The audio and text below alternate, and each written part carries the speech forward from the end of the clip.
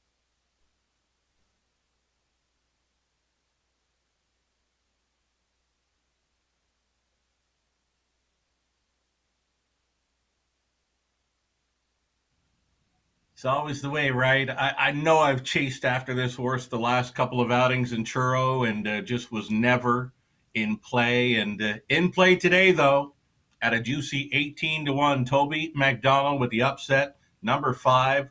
Reggie's Game, I just didn't see it coming off those last couple of trips, but he's a winner here and an upset winner at that. Again, 18-1 on Reggie's Game, getting up in time, 2:01 and 2. And how about Go With It? I liked his chances today from off the pace. He's a bang-up second at a nice price. And number 6, Nova Scotia Beach, used a couple of times and just came up a little short on the end of a 5-7-6 try that should pay really, really well here in race number 5. Reggie's Game, I knew he was capable of better. He just wasn't showing any interest in his last couple of starts, but had him motivated today. Toby McDonald training and driving Reggie's Game for Donna Wilson. The upset victory here in leg 3 of a pick 5 play at Truro.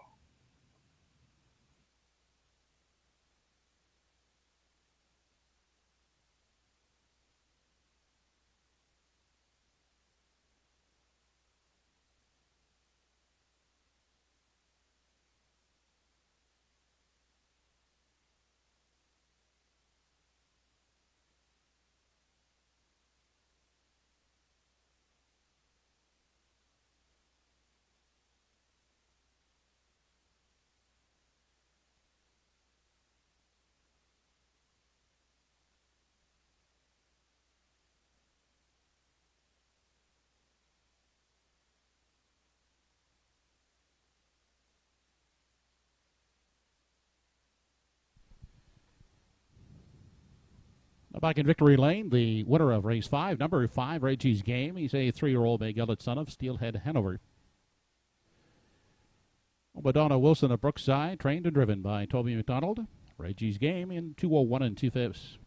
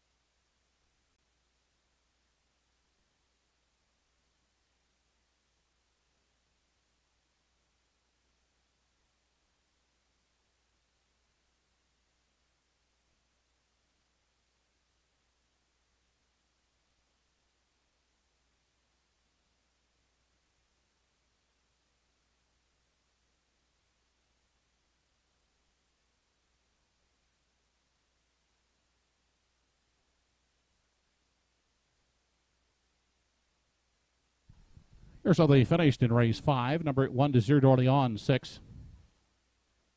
2, We Are Quinn, 5th. 3, Lucy with Diamonds, 4th. 4, Arizona Bucks was 7th. 5, Reggie's Game, the winner. 6, Nova Scotia Beach, 3rd. And 7, Go With It, 2nd.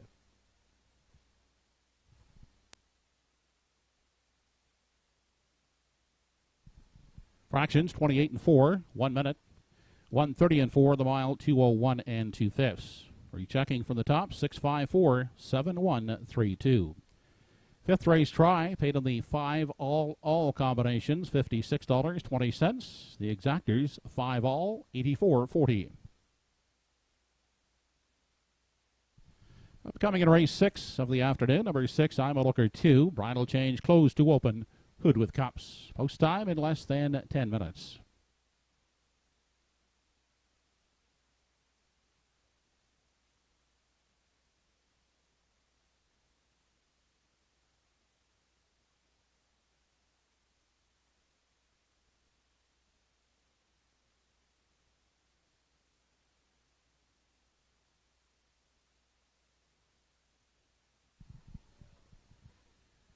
Ladies and gentlemen, at this time, I would ask if you would please join us as we observe a moment's silence in memory of a former driver-trainer here at Truro Raceway, Paul Rogerson, who passed away on Saturday, October the 16th at the age of 78.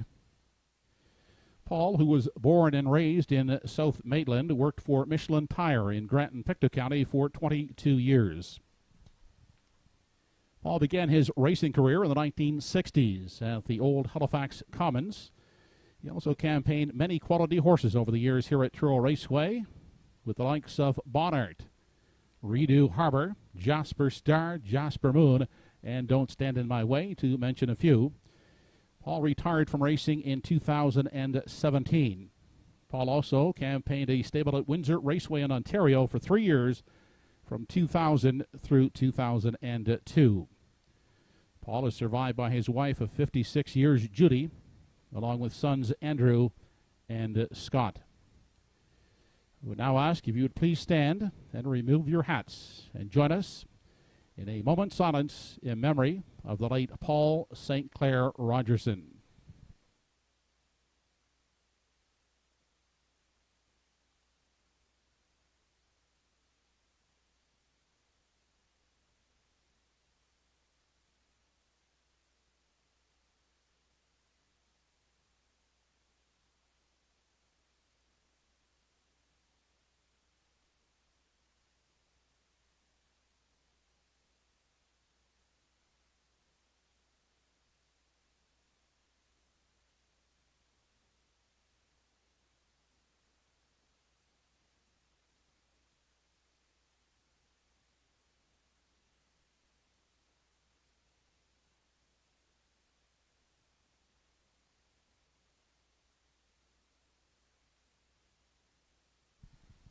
Thank you.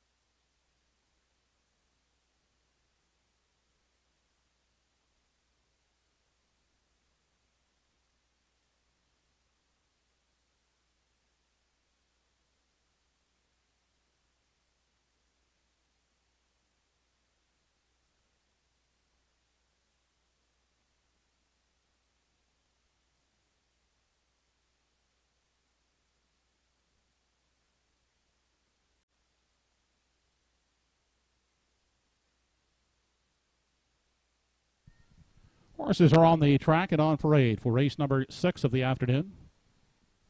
Here's the field. Number 1 is Big Engine, owned and driven by Evan Wilson.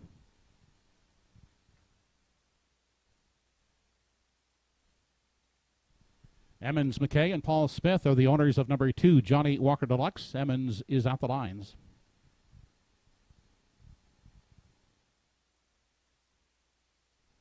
Jason Hughes once again on 3, Good Friday 3, owned by Debbie Ellis.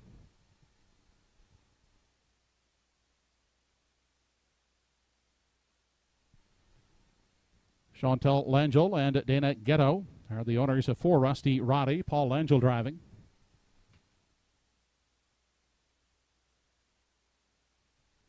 Redmond Doucette with the assignment today on 5, Don't Ask Logan. He's owned by Ian McDonald, Basil Sherry, and Andrea Renison.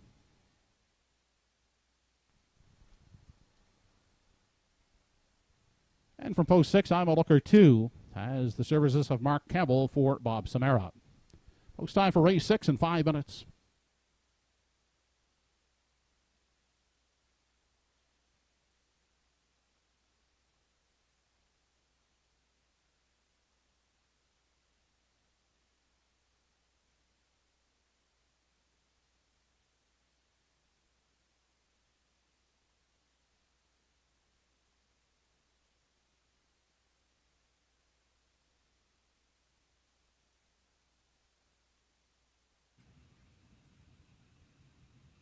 A wonderful tribute there, Joe Kelly, for the late Paul Rogerson, a very popular figure around Truro Raceway in the Maritime. So, on behalf of all of us at Universal Media Studios, our sincere condolences to the family and friends of the late Paul Rogerson. Here's a look at the field for race number 6. Well, we're going to look at the 5, but don't ask Logan here. He closed up very strong in his latest, where he flashed a 27-3 final quarter over Charlottetown to finish 4th. Picks up a Red Doucette today, who will be trying for career driving win number 801 here in race 6.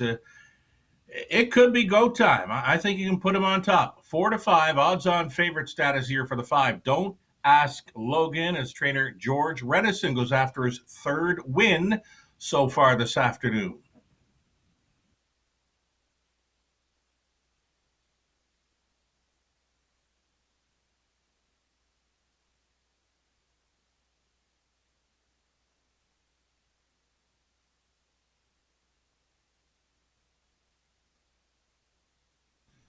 Here's a look at number 6. I'm a looker too. Now, I'm a looker too. He's a very nice 4-year-old stallion, son of Shadow Play. It's just he's been the victim of trips. Trips in recent starts where it just hasn't worked out for him. He's had to go first up in a few tries. He's been up on the wide side late. Reuniting here with the driver, Mark Campbell. Outside chance with these. Mark Campbell actually gave him his 153-1 mark over Charlottetown. It's still showing up in his program lines there back on August 21st of Old Home Week. Preferred action. That was down the road where he parked through an opening quarter, made front, and he was gonzo. 53-1 life best with Mark Campbell on board back in mid-August, reuniting here with I'm a looker too. He's at 4-5 now, but it's a tough spot for him here with the outside post 6.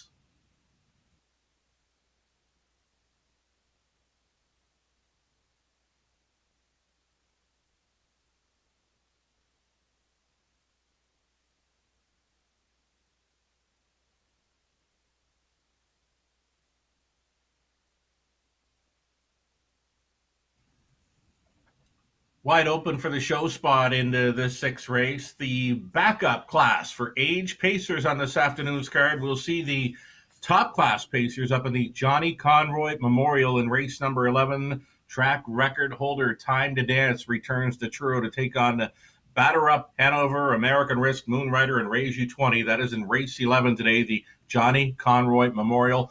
Back to race 6, number 1, Big Engine, owner, trainer, driver, Evan Wilson will not spoil his chances here with that rail advantage. He will want to race up close. Big Engine, anytime he's had the rail, he's been on the lead. So a winner, 3 back, and second best before that. Nice mile last time out. He showed a 56-1 speed and home in 29-2. That is good enough for me to use him for the show spot here in race 6. Number 1, Big Engine. Longest shot on the board currently. Could find his way onto the try. Still time.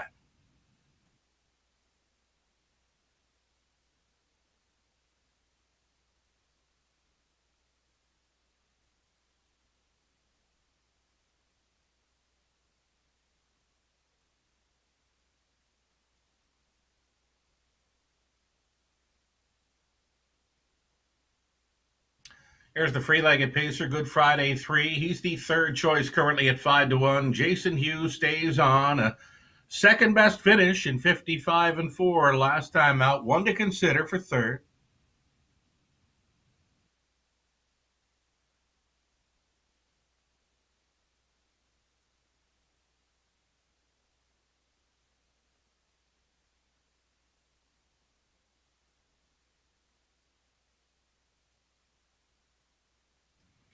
How about veteran Emmons McKay on board too? Johnny Walker Deluxe. He gets an inside post to work with. Not a whole lot of early speed, but he could sit 3rd or 4th in this one, and he always closes up strong. 5-1 for Johnny Walker Deluxe.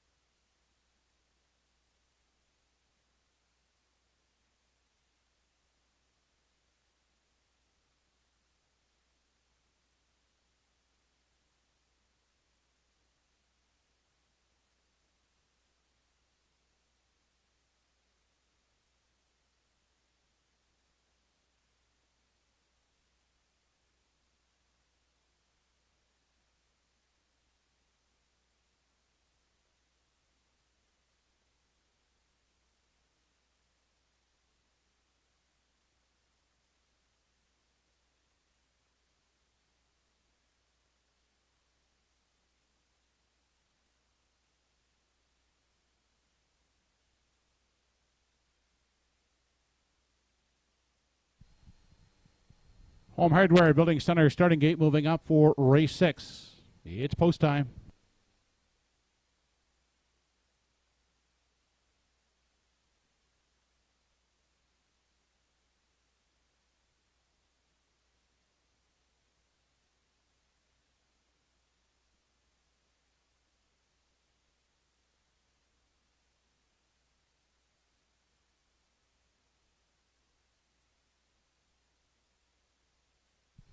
Race number 6 on the afternoon. Big Engine, Johnny Walker Deluxe, Good Friday 3, Rusty Roddy, Don't Ask Logan, and I'm a Looker 2.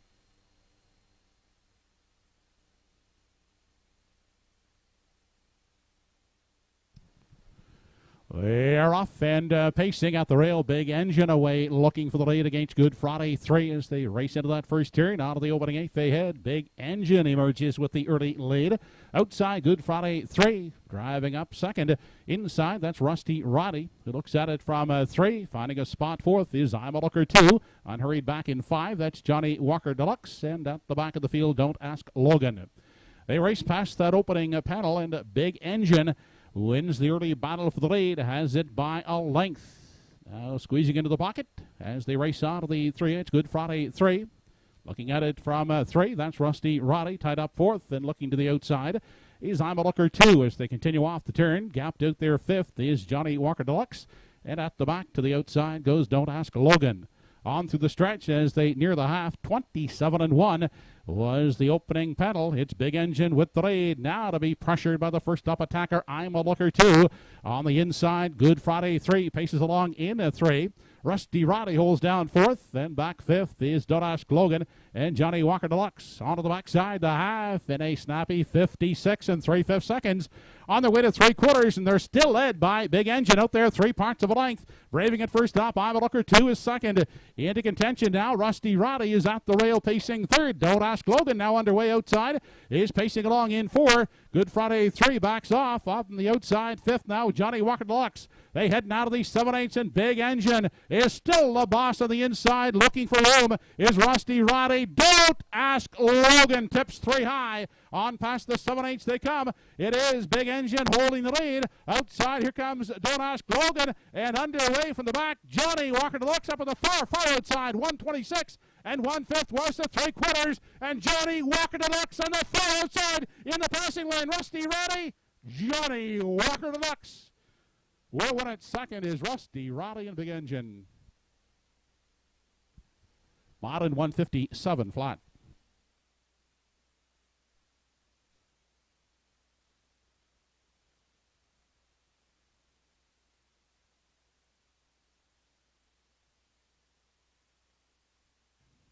Race number 6 at Truro. That was a horse race from start to finish. Owner, trainer, driver Evan Wilson tried to go all the way, took on all comers today, still managed a 3rd best finish, but it's set up for the closers. And number 2, Johnny Walker Deluxe from last. Veteran teamster Emmons McKay on board for daughter Tammy McKay, who does the training. Johnny Walker Deluxe reaching up to seal the deal over number 4, Rusty Riley, who was closing up well towards the inside. Pace setter, Big Engine, stayed on for 3rd. Don't Ask Logan. I looked for him to fire a little more and just a little bit sluggish off the back end. I'm a Looker 2, another victim of the trip there as he had to go first up for a long ways. And Good Friday 3, who pressed the early issue, 27-1 to the quarter, 56 3/2. Down to 3/4, 126-1, and the speed, it led up, and it came back to the closers, a 157 victory. Johnny Walker Deluxe takes the backup class for aged pacers today. You've got value in the top 3 spots, 5-1, on to 10-1, and on to 7-1 for 3rd. A 2, 4, 1, and 5 is your top 4 unofficial. And Johnny Walker Deluxe always loves to close up strong. He doesn't have a whole lot of early get-go to him, but here is trainer Tammy McKay meeting up with her dad, Emmons McKay, in the sulky aboard Johnny Walker Deluxe's 4th win on the season, and now a 17-time career winner. On their way back to the winner's circle at Truro. Congratulations.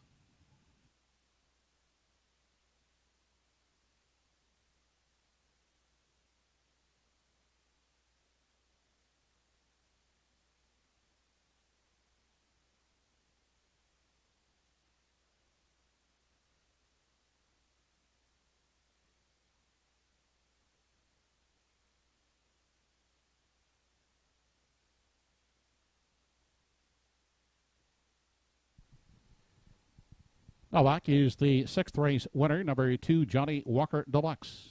5-year-old brown gelded son of Better Than Cheddar. Out of the Mach 3 Dam, Windsong Hope. Owned by Emmons McKay of Truro and Paul Smith of Wallace. Trained by Tammy McKay. Driven a victory by Emmons McKay. Johnny Walker Deluxe in 157 flat.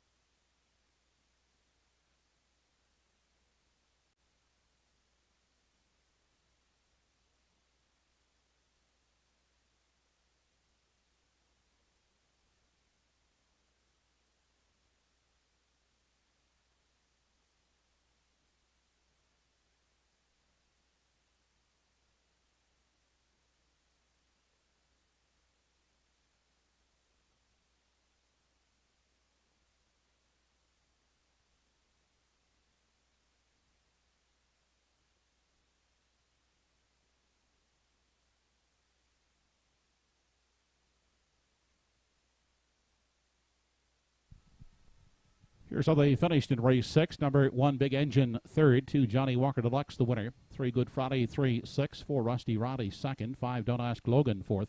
6, I'm a Looker, 2, fifth.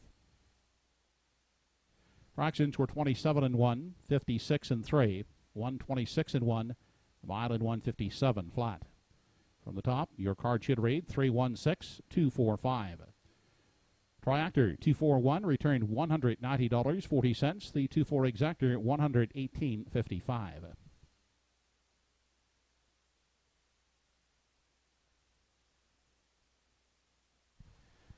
Up next, the 7th race, the Colt division of the Carl and Marg McKenzie Memorial Stake. They'll go for a purse of $15,582. There are no program changes, and they'll go behind the gate in 9 minutes.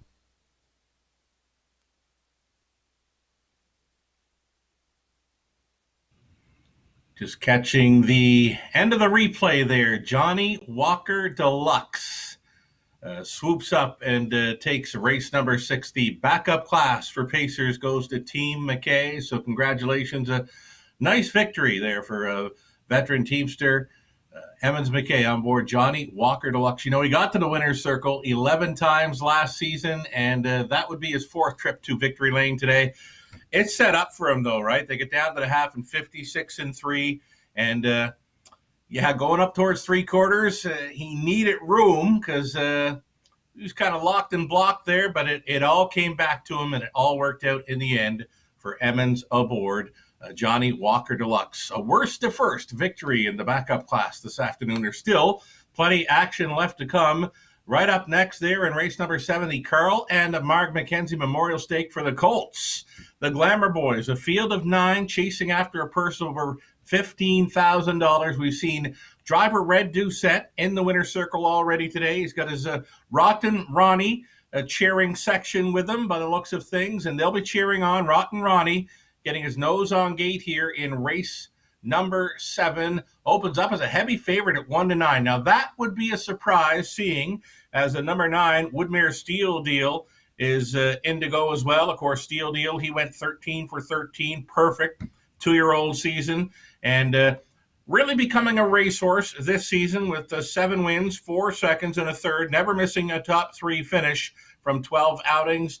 Woodmere Steel Deal, the highest earner here this season, $66,000 almost, matching last season at $68,000, but it gets tough for Woodmere Steel Deal today. Leaving from that trailing spot 9, and again, the early advantage should go to Rotten Ronnie with that nose on gate. He went a big one last time out, parked throughout, shows an interference line there at 3/4, still managed a second best half length place finish in 1:53. Red Doucette will be all systems go with Rotten Ronnie here as we get set for a post-parade. It's the Carlin Marg Mackenzie Memorial Stake coming up for the Glamour Boys. Over $15,000 in purse money to chase after. Best of luck racing and playing. The back half of our Sunday matinee at Truro comes up next.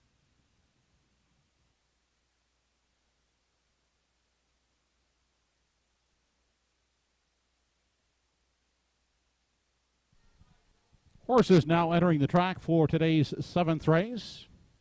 It's the Carlin Marg Mackenzie Memorial Stake, 3-year-old pacing colt division.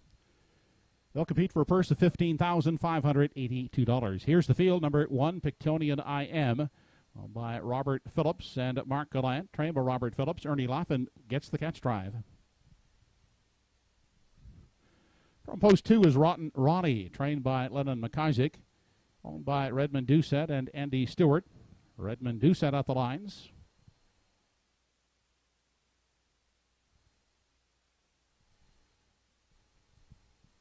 Boys Will Be Boys Racing of Charlottetown are the owners of number 3, Jaden's Magic Steel, trained by Melissa Rene and driven by Adam Murner.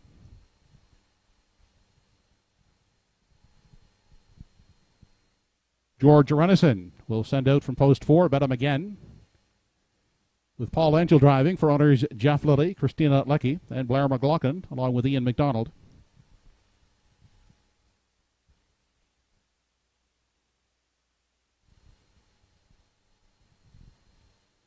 Donald, Brian, and Melissa McCrae share ownership of number 5, Elliott Moose. He's trained and will be driven by Jason Hughes.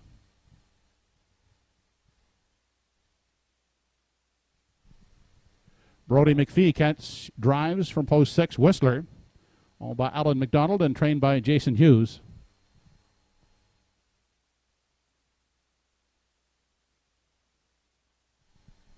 Keith Ford trains and drives number 7, Just Call Me Doc. He also shares ownership with Gordon David and Douglas Neal.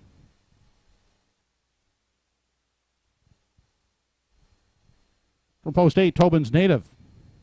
Trainer driver Darren Crow, owned by Charlie Piper, Sonny Seitman, and William Shearer.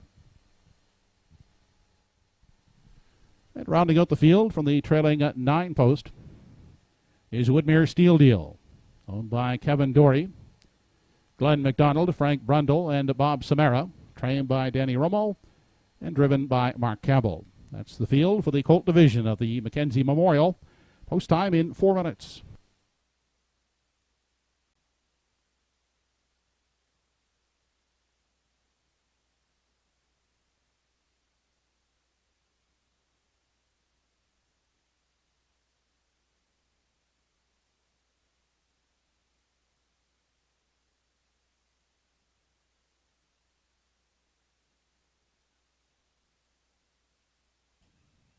Here we go, the Glamour Boys, field of 9, chasing a $15,000 purse for the Carlin Marg Mackenzie Memorial Stake. Rotten Ronnie. So here we go. He raced a big one last time, shows parked out all the way with interference around 3/4, still paced in 1:53 flat. He's sitting on a big one here. Nose on gate. I'm expecting him to be on or near the lead. He's my top call. Red Doucette has got the Rotten Ronnie cheering section with him. They'll all be making noise for Rotten Ronnie in here. The players are playing 1 to 5. Rotten Ronnie from post 2.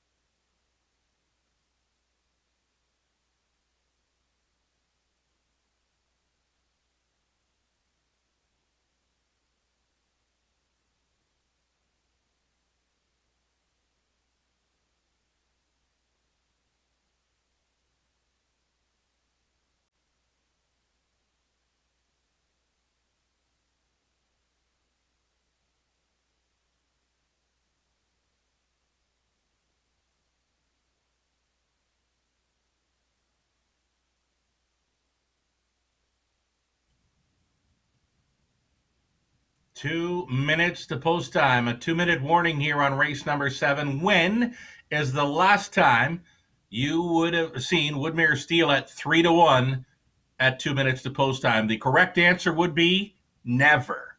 Woodmere Steel Deal. He's a perfect 25 for 25 in top 3 finishes.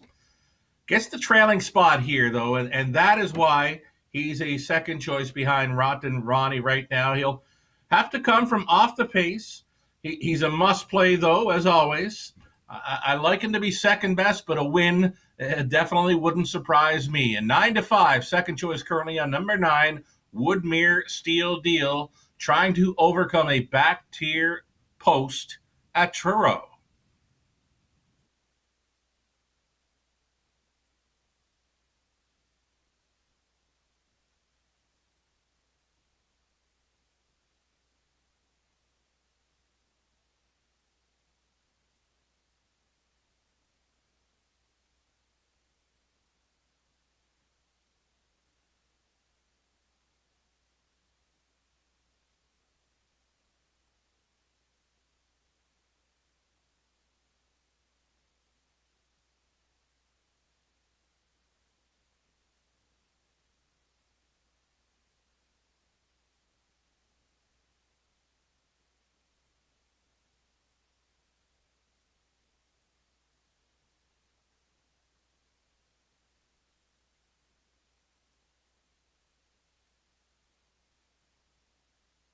All righty. I think the real race is for first and second between 2 and 9. I think there's going to be a serious race for third as well. Number 4, Bet Him Again, leaving from the center. The trip is going to be key. He's worth a look for a top 3 showing, but he's got some serious speed to his left with Rotten Ronnie. And driver Paul Angeal, he's going to have to take a look over his left shoulder because number 9, Woodmere Steel Deal, likely will be right up on Rotten Ronnie's red Doucette helmet there, leaving on out of there. So trip is going to be key for number 4. Bet Him Again. I just don't know where he's going to be sitting. Does he fire him off the wings, try to make front against Rotten Ronnie? Is Woodmere Steel Deal going to be plugged in right in behind Rotten Ronnie? So this first turn could get quite interesting with a 9-horse field. Again, it's 8 starters on gate, plus a trailer for this, the Carl and Marg McKenzie Memorial Stake for the Glamour Boys. Even money on number 2, Rotten Ronnie. 6-5 now on Woodmere Steel Deal, post 9. And then 3-1 on 4, Bet Him Again, who you're seeing right now, Paul Angeal on board for Renison. Still time to fire in late on race 7.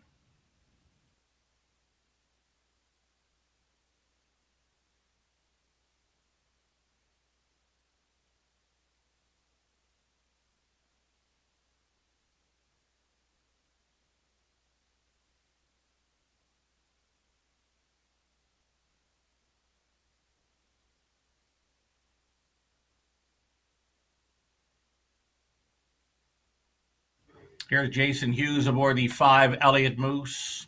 $35,000 earned this season, and he's done it quietly. He's been a great check getter. He's just met up against some very nice 3-year-old pacing colts this season. It appears they're headed towards the starting gate. Joe Kelly with the call for the Glamour Boys here in race 7. It's post time for the Colt division of the Carl and Marg McKenzie Memorial Stake. The entries are moving in behind the Home Hardware Building Center starting gate.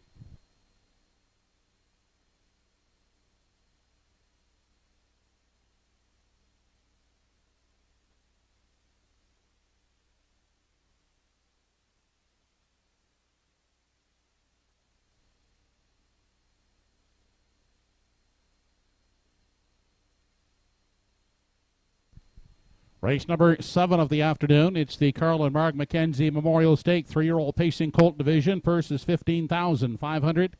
Pictonian I Am, Rotten Ronnie. Jaden's Magic Steel, Bet Him Again, Elliott Moose, Whistler, Just Call Me Doc. The outside 8, Tobin's Native, and the back tier is Woodmere Steel Deal.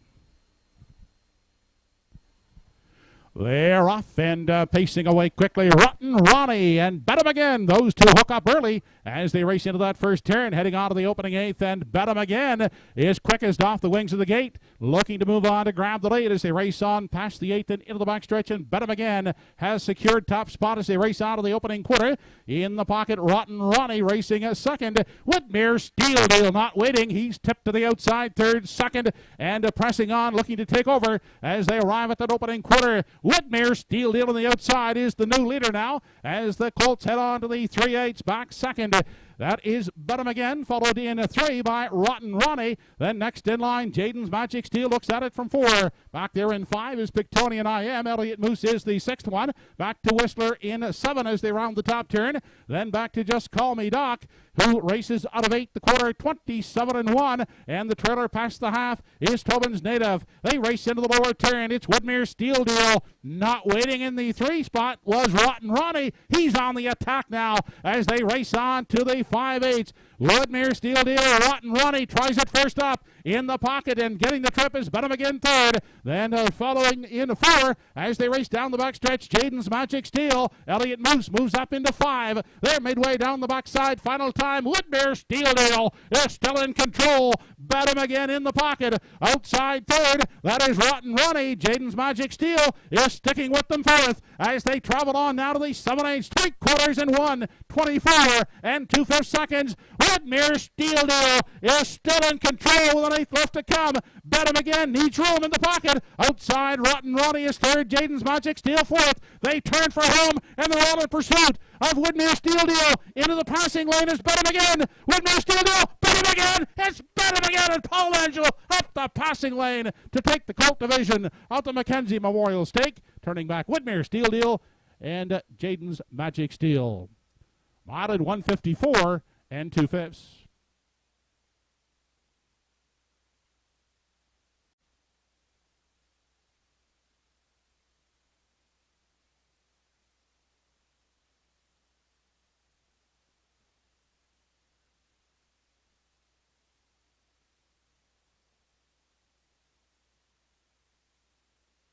Well, the 3-year-old Pacing Colts put on another fabulous show here in Maritime Racing, and Bet 'em Again, who was away for most of the summer. He's come back, and he's come back in a big way to race the Maritime Stakes circuit. Here is Bet 'em Again up the passing lane.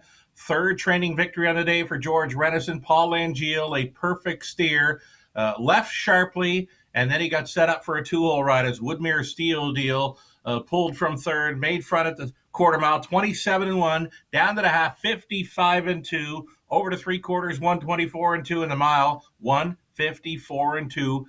Bet 'em Again now for 3 in a row in the Maritimes as he gets back involved in the stakes action. Second best, number 9, Whitmere Steel Deal, raced like the champion he is. On to take third, it was a long shot in 3. Jaden's Magic Steel. Rotten Ronnie went first up for a long ways. He got a little bit tired on the end. He finished 4th, and 5th goes to 5, Elliott Moose. 4, 9, 3, 2, and 5. That would be your top 5 unofficial as we see. Bet 'em Again, a 3-year-old son of Malicious, coming back for his 7th win on the season, career win number 10. As he boosts his earnings up in a big way here, he'll go well over $50,000 earned in 2021 and taking the Carl and Marg Mackenzie Memorial Stake. Wonderful steer, Paul Langeal for the trainer, George Renison.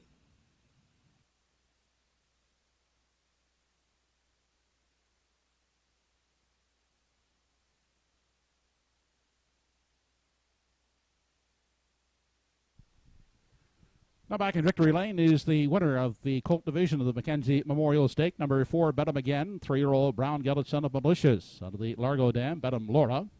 He was bred by Jeff Lilly. Jeff now shares ownership of Bet 'em Again with Christina Lucky and Blair McLaughlin, along with Ian McDonald. He's trained by George Renison. Paul Langell picking up the live catch driving assignment this afternoon. Bet 'em Again taking the Mackenzie Colt division in 154 and 2/5. Truro Raceway Limited Chairman Anthony Stimus, trackside, making the blanket presentation to the winning connections of Bet 'em Again, winning the Mackenzie Stake in 154 2/5.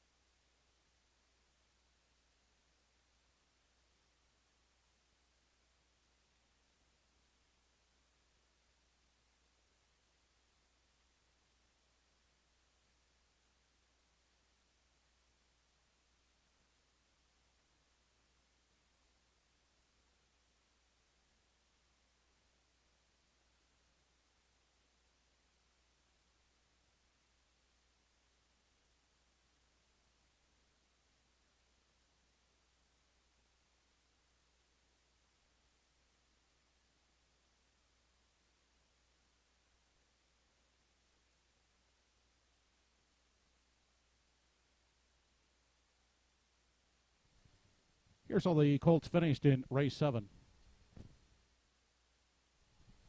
1 Pictonian I Am was 8. 2 Rotten Ronnie 4th. 3 Jaden's Magic Steel 3rd. 4 Bet 'em Again the winner. 5 Elliott Moose 5th. 6 Whistler 6th.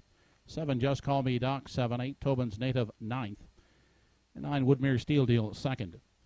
Quarter 27 and 1, half 55 and 2, 3/4 in 124 and 2, and the mile in 154 2/5. Rechecking your programs, top down 843 156 792. 493 try in race 7, $252.60. The 49 exactor, $14.60. There were no winners in today's pick 5. The carryover for next Sunday stands at $1,400.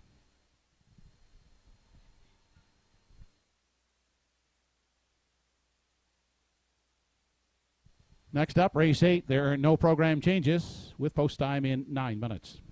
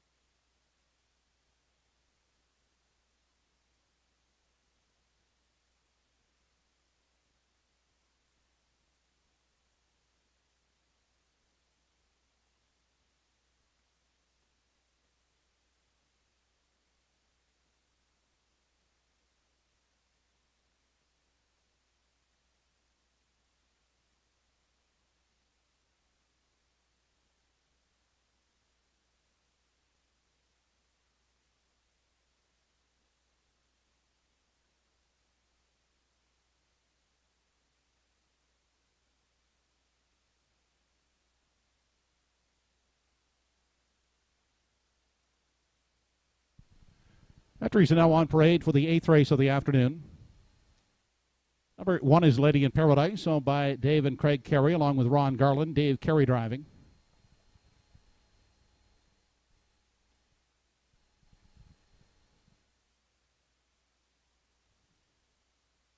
Bernard McCollum drives number 2, Brookdale Jim, owned by Doug Polly Jr. and Sr. Cool Do from post 3 gets Andy Campbell for Stephen McLeod.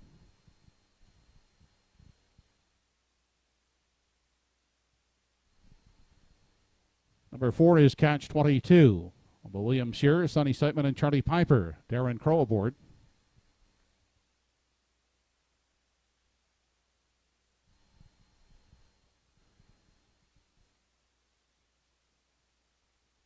All for Fun stable, the owners of 5 Mando Fun. Redmond Doucette gets the call.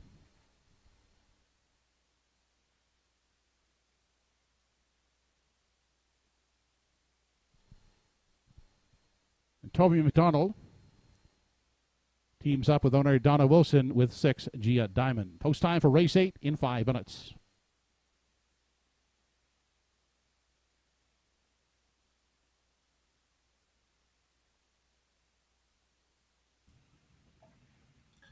Going back to a conditioned event here in race number 8, Insider Insights, the morning line man, myself, we're all going to chase after a 3-1-5 try here in the upcoming 8 with 5 minutes to post.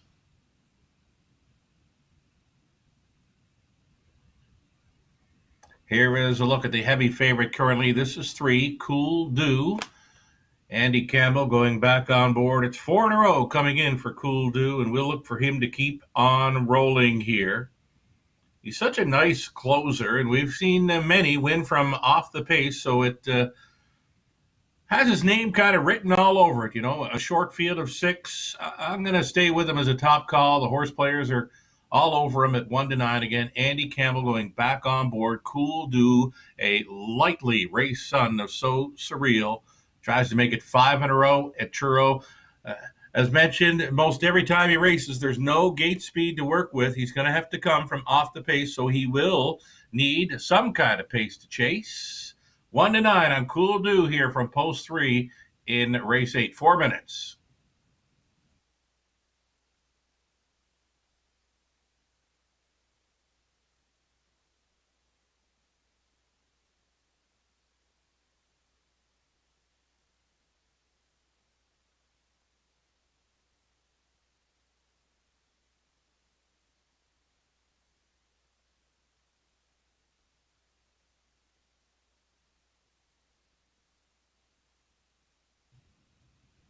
Number 1, Lady in Paradise, a rail to work with today, and she's fitting in well. She's as good as any in here and likely will be racing up close. She steps away from the top class aged pacers here, and she was able to grab a few checks in against Truro's best pacers. It gets a bit easier for this one this time around with the rail advantage. Lady and Paradise offering up 5-1.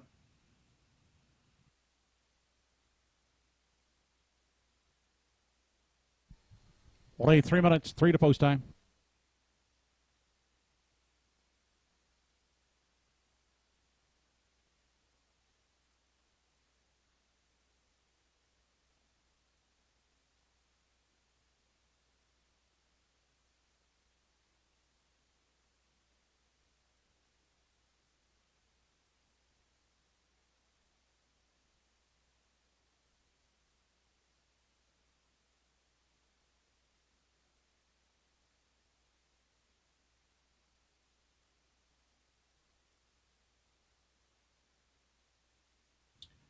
Number 5, Mando Fun, definitely one to consider here. He's quick enough. I'm just not sure what kind of trip he's going to be able to work out from this outside post today. Beware of number 5, Mando Fun.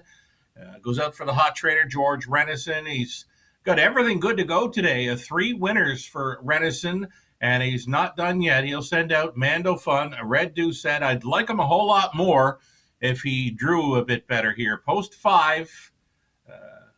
Just not sure what kind of trip he's going to get. The horse players have him pegged as a 9-5 second choice right now. Still time for Mando Fun, Doucette for Renison.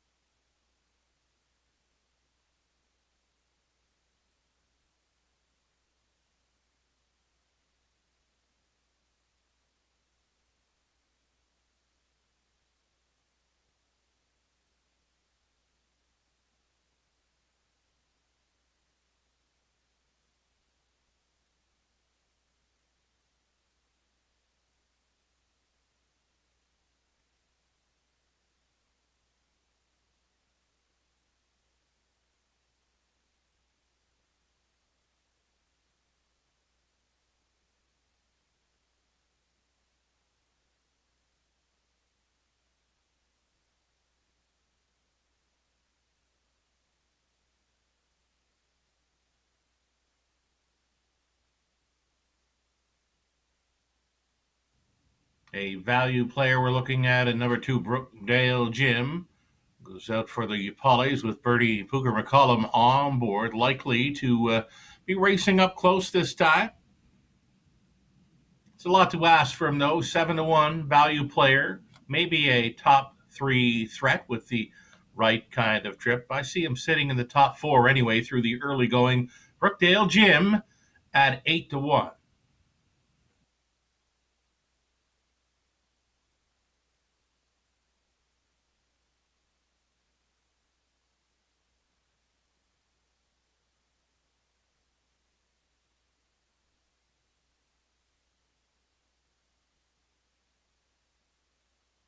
Number 4, Catch 22. He got some serious class relief 2 starts ago where he wired up the field in 58-3. It got tougher for him last time when he did bump up in class. He still managed to mile in 56-4.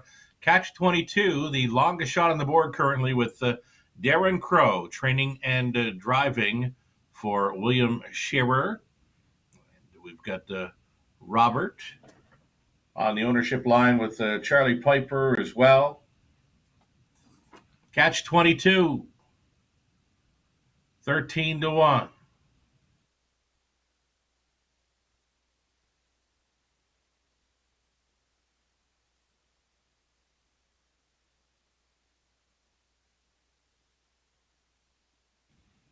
Toby McDonald, big upset winner with Reggie's game earlier on the card. Oh, yeah. I chased after him for a couple of weeks and just didn't seem interested. He got very interested today. Old Reggie's game with the upset earlier on the card. It would be an upset if Gia Diamond got there today. She's a 37-time winner. She's got a quick mark of 51-2 over the big track. Outside looking in today, though, it could get tough. Here's the gate moving, sending it upstairs to Joe Kelly. It's post time for race 8. Home Hardware Building Center starting gate is on the move.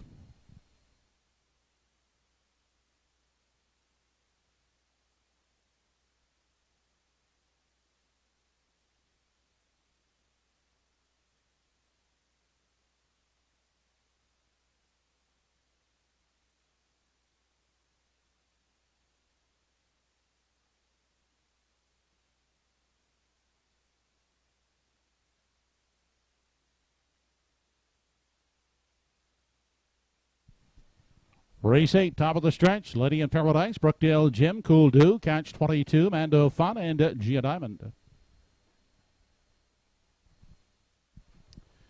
They're off and pacing on the inside. Lady in Paradise away in search of the lead. Away second is Brookdale Jim up on the outside. That's Catch 22, traveling third. Outside fourth and looking for his spot is Mando Fun. Unhurried is Cool Do back in 5. He has beaten one away. That's Gia Diamond as they continue into the backstretch. Racing out of the opening quarter. Lady in Paradise being pressured by the parked out Catch 22 as they make their way past that opening quarter. Catch 22 now takes over the lead from Lady in Paradise. Brookdale Jim pacing out the rail in 3. Next in line from 4.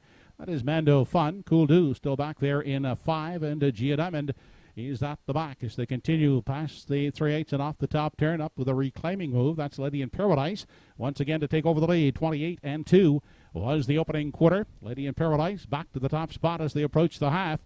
Off on the outside and braving it up first over Mando Fun. Now Precious the issue as they race into the lower turn. Mando Fun engaging Lady in Paradise as they race into the lower turn. Up on the outside and following cover is Cool Do. Inside is Catch 22 at the rail. They continue on past the 5/8 on the outside. That is Mando Fun to take over from Lady in Paradise. Losing cover is Cool Do on the outside, who's racing in 3. Inside is Catch 22 fourth. Outside second over Gia Diamond in 5 and at the back. Brookdale Jim, the half was 58-2 as they arrive at the 3/4. It is Mando Fun, but here comes Cool Do up on the outside. Now within 3 parts of a length second. Dropping back at the rail, Lady in Paradise moving up into 3 now as they race on past the 7/8 is Gia Diamond. Off the turn, it's still Mando Fun. Cool Do right there second, 127-4 as they turn down the lane for the final time. Mando Fun trying to fight off Cool Do. Mando Fun, Cool Do on the outside. Cool Do and Mando Fun. Cool Do will prevail. Second is Mando Fun. Third is Gia Diamond. Odd in 157 3/5.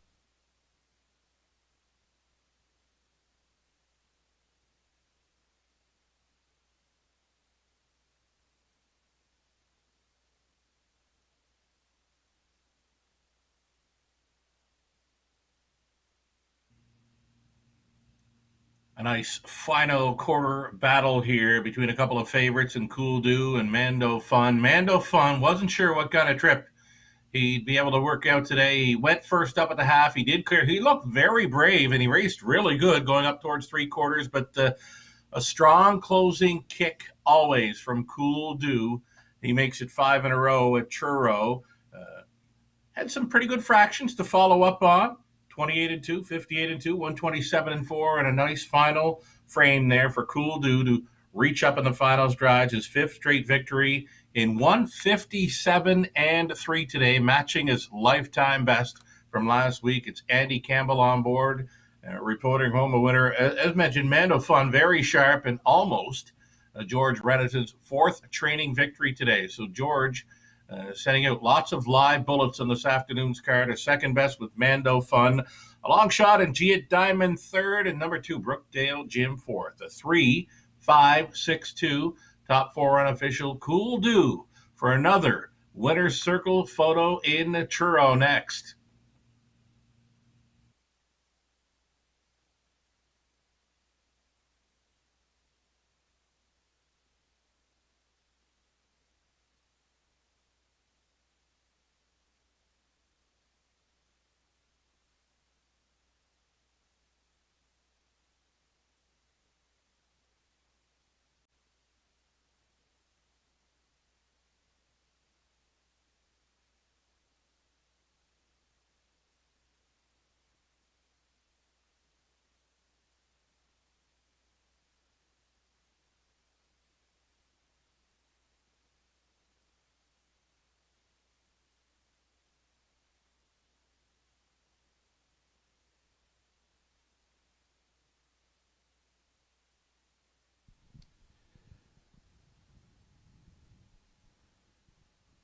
Operating back is the 8th race winner, number 3, Cool Do. 4-year-old gelded son of So Surreal. Out of the Dragon Again Dam, Do It Again. Owned and trained by Stephen McLeod of Onslow Mountain. Driven a victory by Andy Campbell, Cool Do. Winning streak now stands at 5. He paced right to his lifetime mark of 157 3/5.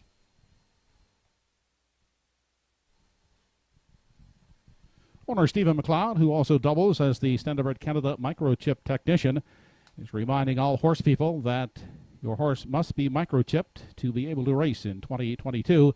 If your horse is not yet microchipped, please contact Stephen to have the job done.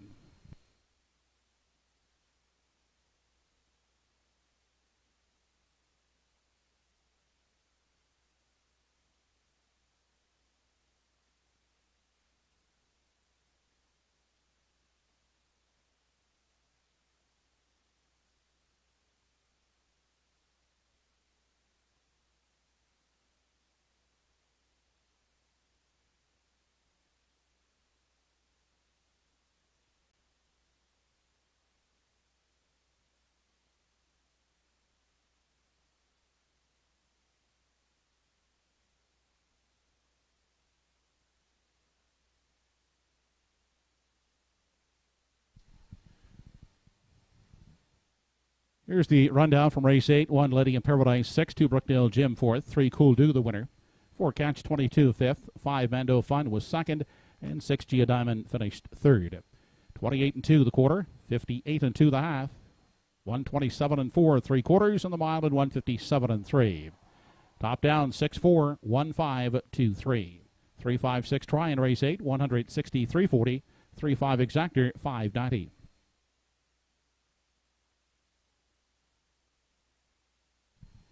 Coming up in the 9th race, the second filly division of the Carl and Marg McKenzie Memorial Stake. 5 starters with no changes to your programs. Post time in 10 minutes.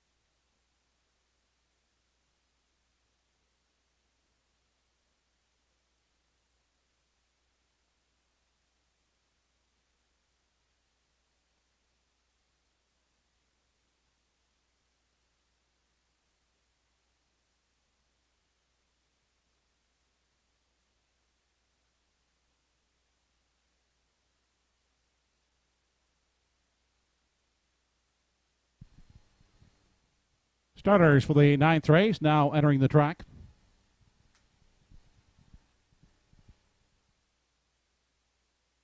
Race 9, second and final filly division of the Carl and Mark McKenzie Memorial Stake. They'll compete for a purse of $7,916. Here's the field. Number 1 is Woodmere Leah, owned by Kenneth and Susan Lauthers of 3 Miles Plains, trained and driven by Darren Crow.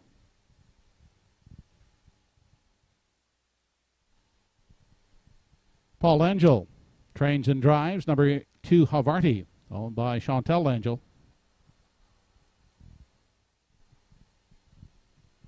Elm Grove Penny from post 3 will have Mark Campbell driving for owner Ian Banks. She's trained by Danny Romo.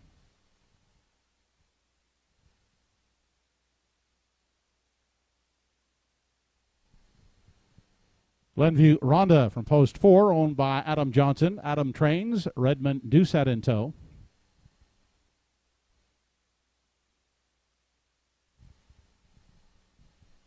And rounding out the field, number 5, Woodmere Stella, owned by Next Generation Stable, trained by Earl Smith, and Brody McPhee will do the driving. That's the field for the filly division, the final filly division of the Carl and Mark McKenzie Memorial.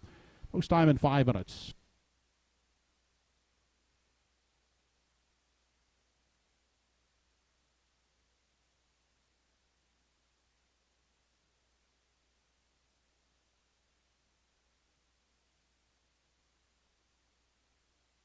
Track announcer Joe Kelly saying about 5 minutes wagering time left on race 9. It's the final division for the fillies in the Carl and Mark McKenzie Memorial Stake.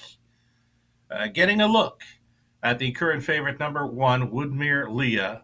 She comes off her lifetime best win of 155-1 at the Atlantic Breeders' Crown and gets the rail again. I see her going downtown in Truro. It's Woodmere Leah, trainer driver Darren Crow on board for the Lauthers. Again, comes off her lifetime best. A fine time to be peaking coming into this close to $8,000 stakes event. A 1-9 fave and number 1, Woodmere Leah with a rail advantage.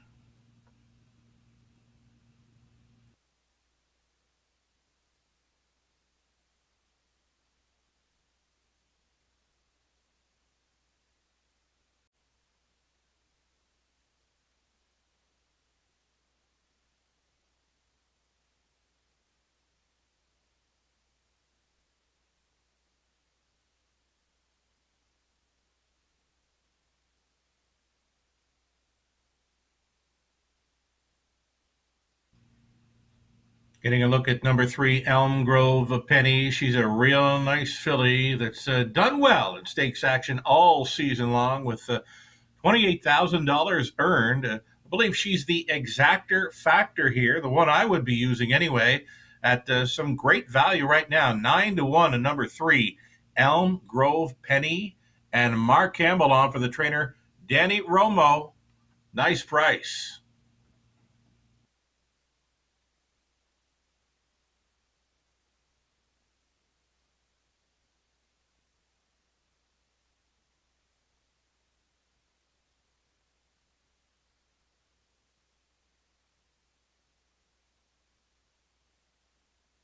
Here's number 2, Havarti. Havarti has missed a month of action. Last starting September 27th, a victory over Summerside, a PEI stakes action. So Havarti missing some time, but otherwise I may have tried her for second best in here. But after missing a month, I had to use her underneath the 1 and 3. Use her in the try. Number 2, Havarti, returns to her home turf here at 9-2.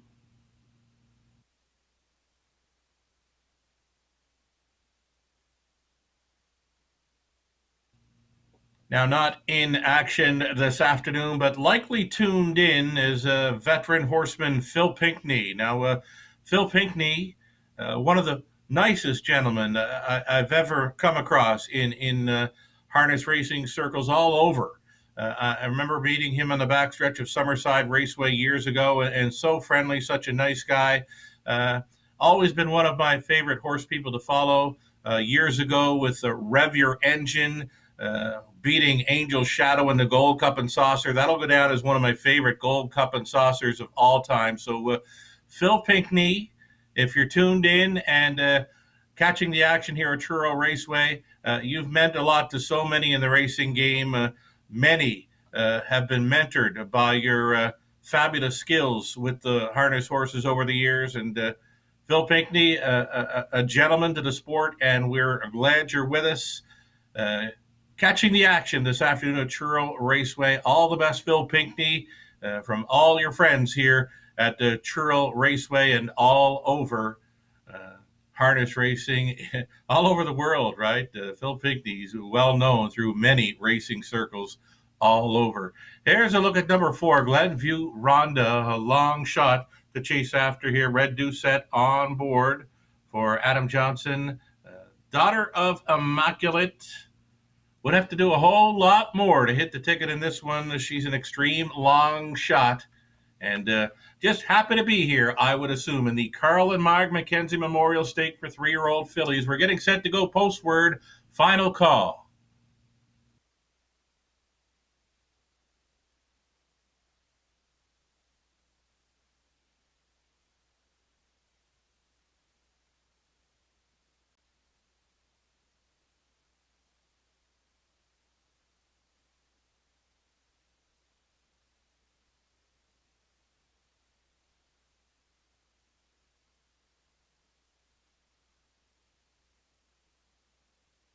And we've seen the rest. Now we'll talk about the Woodmere Stella, leaving from an outside post, the daughter of Steelhead Hanover.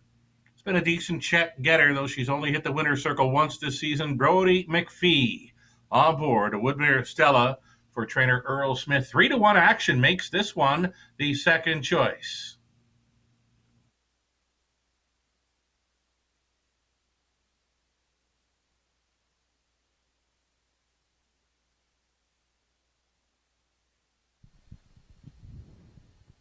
Fillies now moving in behind the Home Hardware Building Center starting gate. It's post time for the 9th.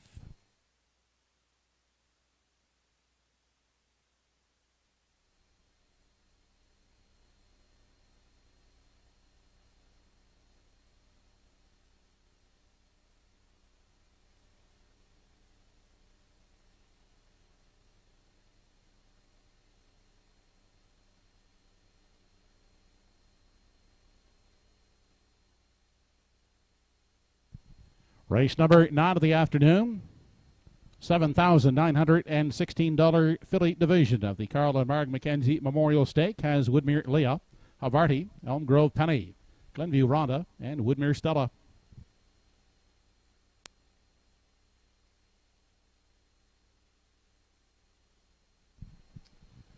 The fillies are off and pacing. Havarti is first away. Joining on the outside is Elm Grove Penny. Woodmere Leah at the rail gets away third, crossing over to find a seat from 4. That's Woodmere Stella. Unhurried back in 5 is Glenview Rhonda. The fillies start into the backstretch for the first time as they head to the opening quarter. And up front there, led by Havarti. Parked on the outside is Elm Grove Penny racing second. Inside in the pocket, Woodmere Leah is next in line third. She now moves up into 2. Backing off is Elm Grove Penny third. Inside fourth is Woodmere Stella. And gapped out at the back of the field is Glenview Rhonda. They continue on into the turn, and Havarti continuing to chart the path as they race past the 3/8. A length and a half back second is Woodmere Leah. Now finding room at the rail in 3 was Elm Grove Penny. The quarter, 28 seconds flat. Back to the trailing pair, Woodmere Stella and Glenview Rhonda.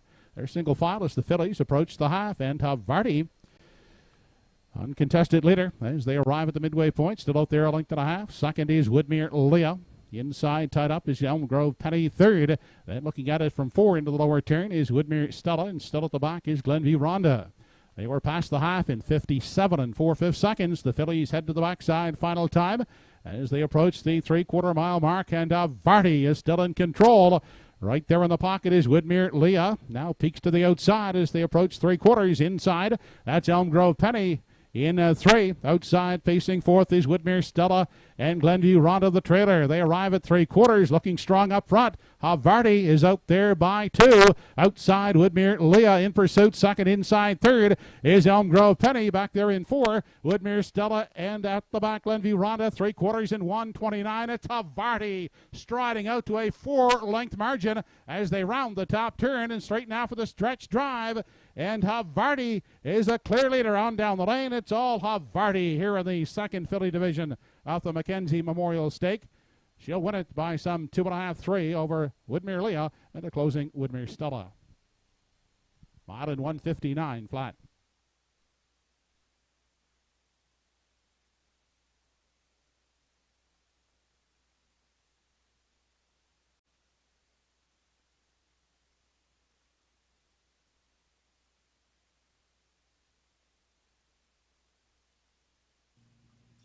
Havarti, a much the best winner here in stakes action. I did not see this one coming. After missing a month of racing action, she came back better than any of them in here. Havarti, Paul Langeal wanted the lead, and he turned away all early challenge. I didn't see her busting off the wings like that either.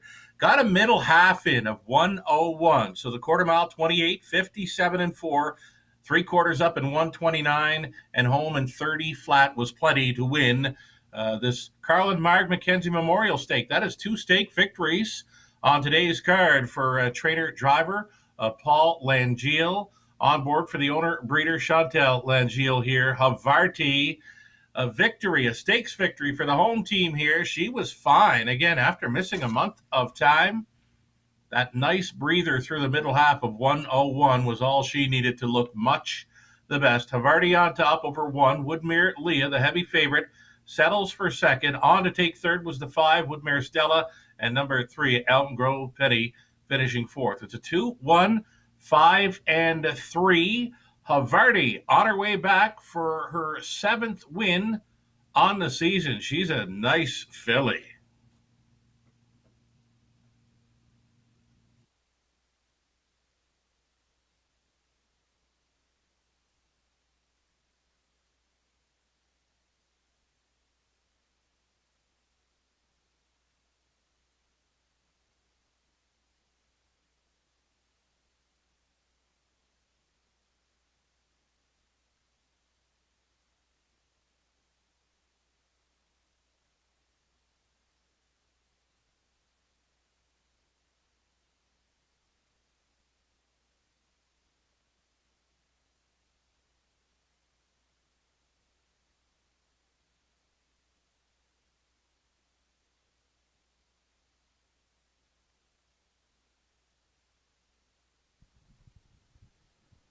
Back in the winner's enclosure, filly division winner of the Carl and Marg Mackenzie Memorial Stake, number 2, Havarti.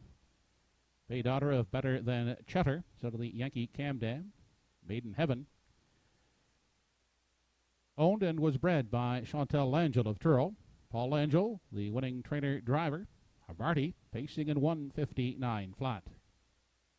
Anthony Stymist, on behalf of Truro Raceway Limited, trackside, making the presentation to the winning connections, Havarti and Paul Langeal, winning the Mackenzie Stake in 1:59.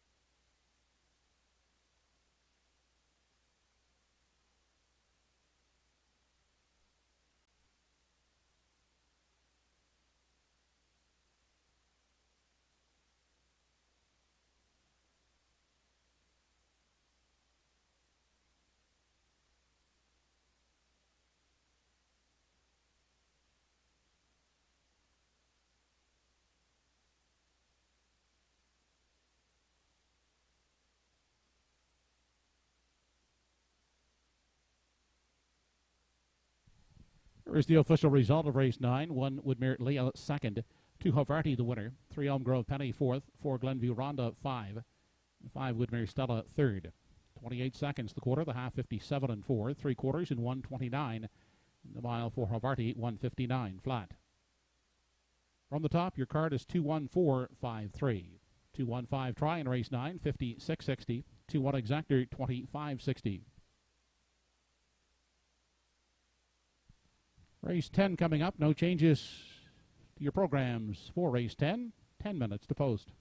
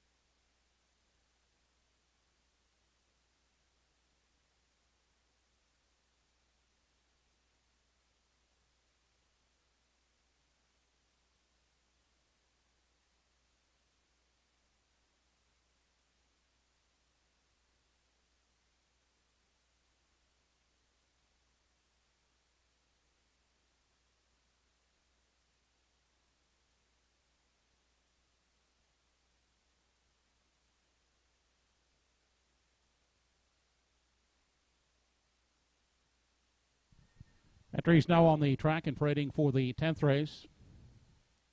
Number 1 is Electra Express, owned by Brody Ellis. Mark Campbell catch driving.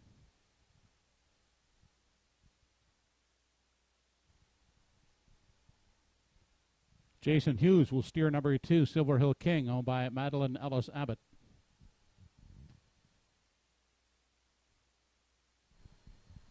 The Well Did Horse Owners Club are the owners of number 3, Well Did, with Paul Angel up.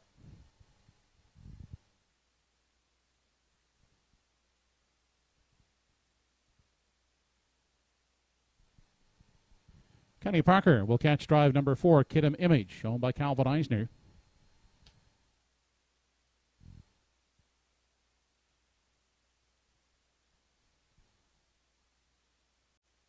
Wayne and Mark Webby are the owners of number 5, What a Way to Go. Mark will drive.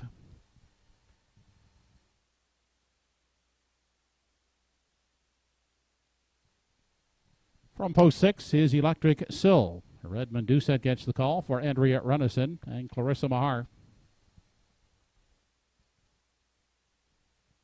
Number 7 is His Boy Elroy, by Doug Polly and Gordon McComb, with Bernard McCollum in tow. Post time for the 10th in 5 minutes.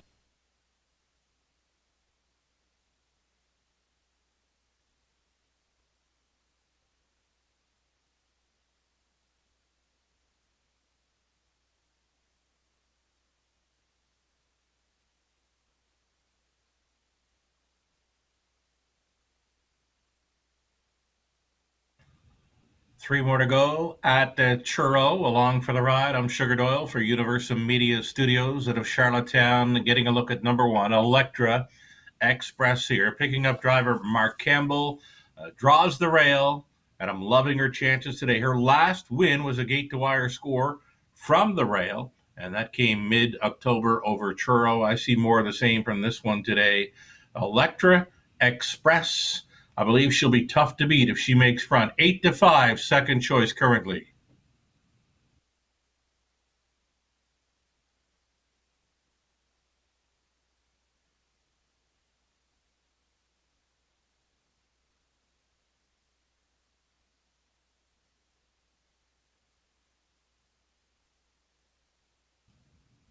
Number three, Well Did, rounding into form for the Well Did Horse Owners Club of Lower Onslow, Nova Scotia. Draws a much better post this week. Should be a solid player on the third start back off the layoff. 6-5 currently. Maybe want to exactor box up the 1 and 3. 1-3 or 3-1. Paul Langeal trying for his third driving win on the day after taking a couple of stakes we saw Bedham again shoot up the passing lane. We just saw Havarti wire them up there after missing a month of racing action. So Langeal's got his burn, ready to roll here. And here's another player in number three, Well Did, a 6-5 favorite. We'll wish the connections good luck.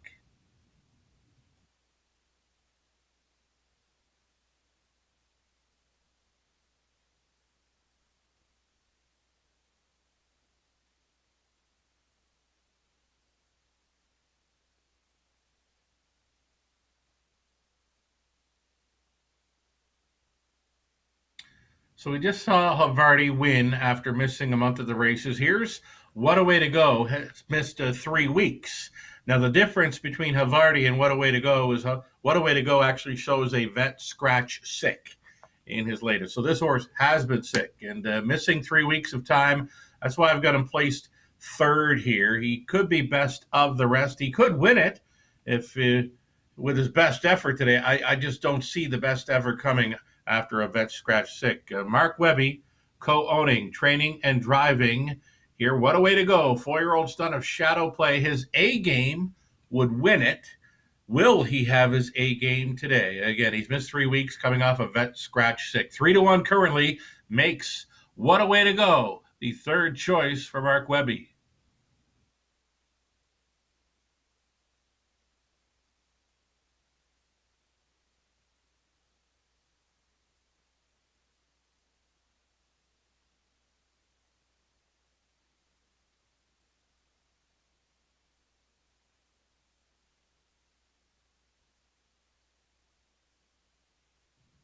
An inside post to work with for 2, Silver Hill King. One of the longer shots on the board here with Jason Hughes getting the call to drive this time out. He had a great trip there last time out. Did show sub 2-minute speed, but I'm thinking this mile is likely going to go in 57 or 58. And for me, that's just too much speed for number 2, Silver Hill King.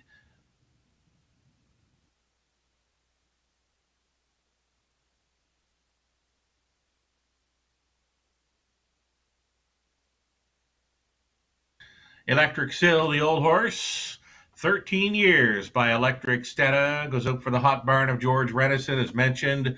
3 wins plus some runner-up finishes on the day for the Renison barn. They'll send out Electric Sill here. Red Doucette gets the call to drive. A lot to ask for this veteran campaigner, and that is why he would be the longest shot on the board. Still time.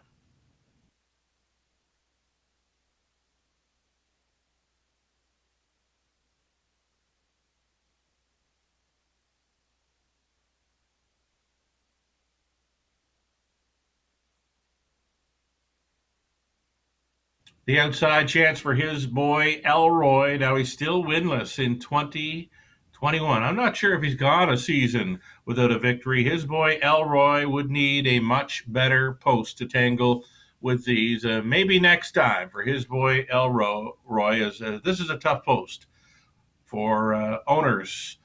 Polly, Gorbacombe, Berner, Pulgert, McCollum on board his boy Elroy, the outside looking in today.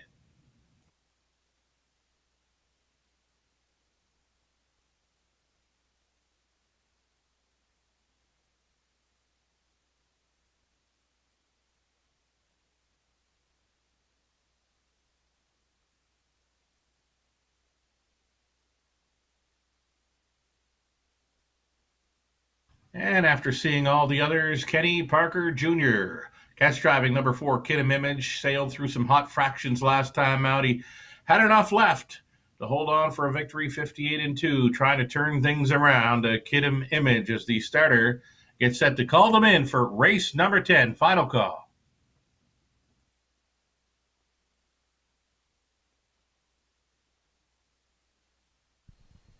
Home Hardware Building Center starting gate now moving for race 10. It's post time.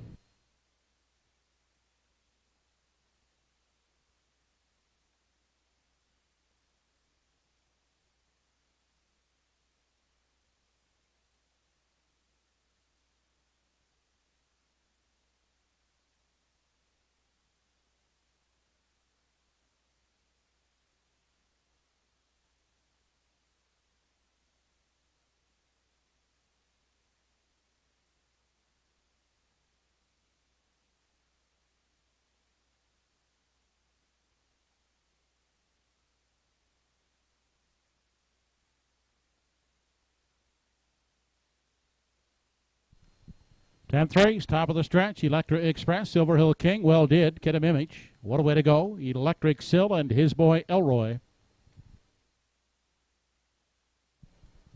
They're off and pacing. Electric Express at the rail away quickly, grabs the early lead on the outside. What a way to go, is leaving it at least second. Up on the far outside, that's his boy Elroy. Down at the rail is Silver Hill King as they race into the first turn on by the opening eighth, and that's Electric Express with the lead as they head through the backstretch for the first time. What a way to go. Settles in the pocket, finding room at the rail is his boy Elroy out of 3.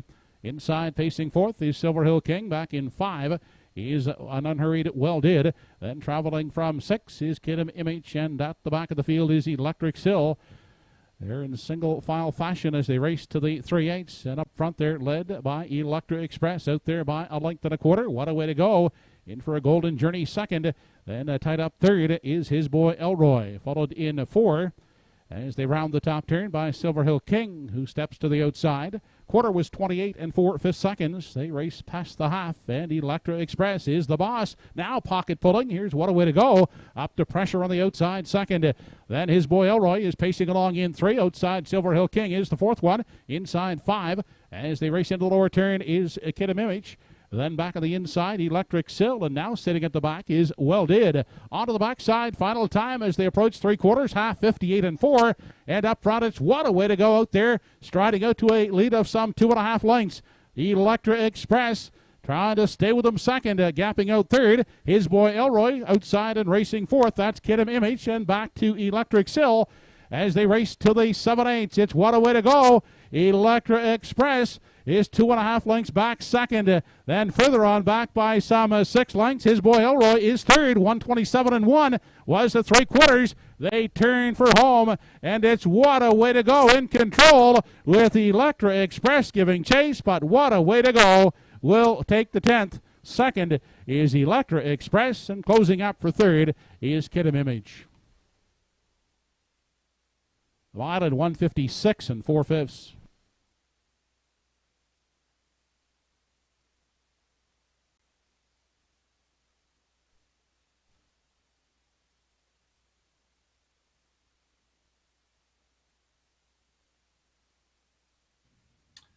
Well, we saw Havarti miss a month and jog, and here's another one. What a way to go. Missing 3 weeks and off a vet scratch sick and jogs here in race number 10. He's a very nice 4-year-old stallion, son of Shadow Play, went out for the Webbies. Mark Webby on board, made the winning move at the half mile where he paced the third quarter 28-2, and that was enough to seal the deal. Electra Express could not find an answer for What a Way to Go, who, again, just jogs here in 1:56.4. Fastest recorded. Parimutuel win, I believe, does have a qualifier last season over Truro, 1:56.1, but this winning mile, 1:56.4, I believe, is his fastest winning trip for a Parimutuel race. What a Way to Go on top over 1, Electra Express. The pace setter stays on for second. And number 4, Kid Image, appears to have turned the corner. Had the win last time and a strong third today, though well off the front two. It's a 5, 1, and 4 top 3 unofficial, and still very sharp on his way back to the winner's circle here. What a way to go for the Webbies.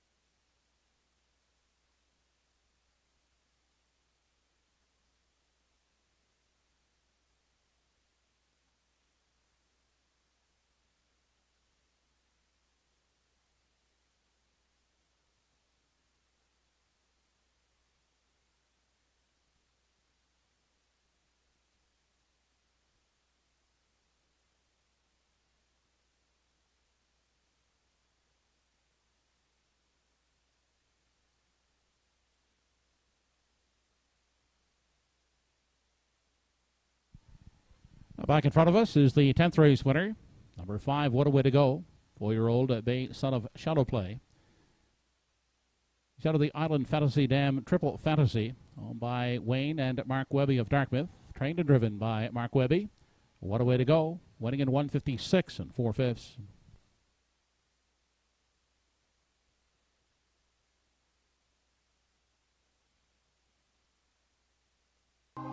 This race replay brought to you by Pie Chevrolet.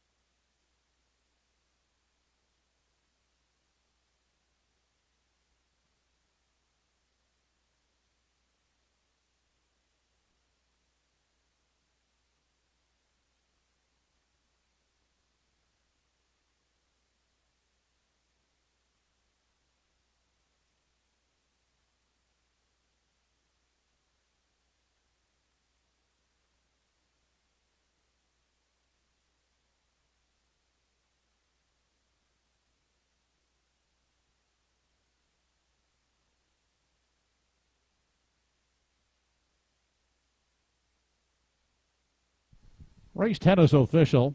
1 Electra Express was second, 2 Silver Hill King 7th, 3 Well Did 5th, 4 Kidam Image 3rd, 5 What a Way to Go the winner, 6 Electric Sill 6, 7 His Boy Elroy 4th.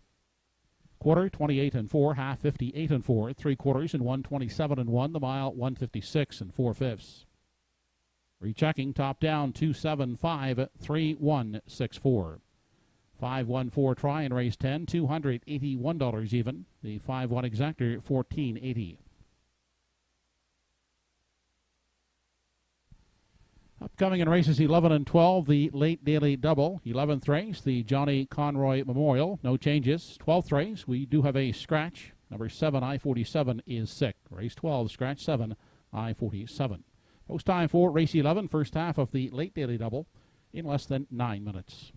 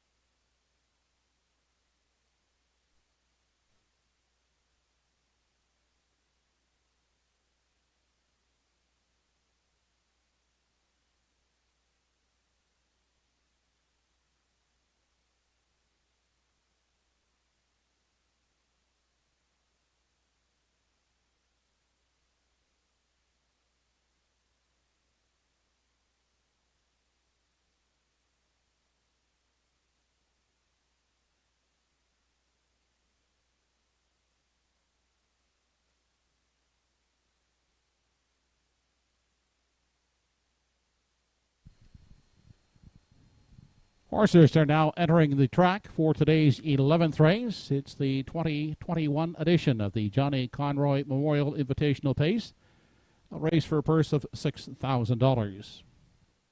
From post position 1 is Batter Up Hanover. He's a 3-year-old bay gelded son of Betting Line. With lifetime earnings in excess of $38,000, 7 career victories. He took his mark earlier this year at Charlottetown, 151 and 4. He's trained and driven by Paul Langell. From post 1 is Batter Up Hanover. He's owned by Debbie Francis, Roseanne Langell, Doug Lauthers, and Chantel Langell.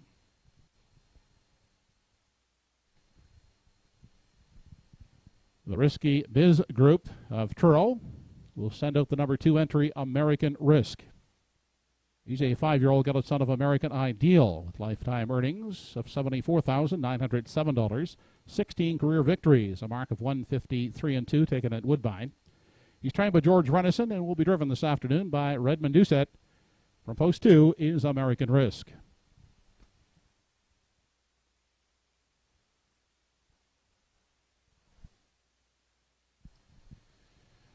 The Truro Raceway track record holder will leave from post 3. He's Time to Dance, 5-year-old gelded son of Rock and Roll Dance. By Brent Campbell of Charlottetown and Matthew McDonald of Edwards, Ontario. He has lifetime earnings of over $162,000. Career victories stand at 30. Again, his lifetime mark was taken earlier this year at Truro, and he set the track record of 151-3. Trained and driven by Mark Campbell as number 3, Time to Dance.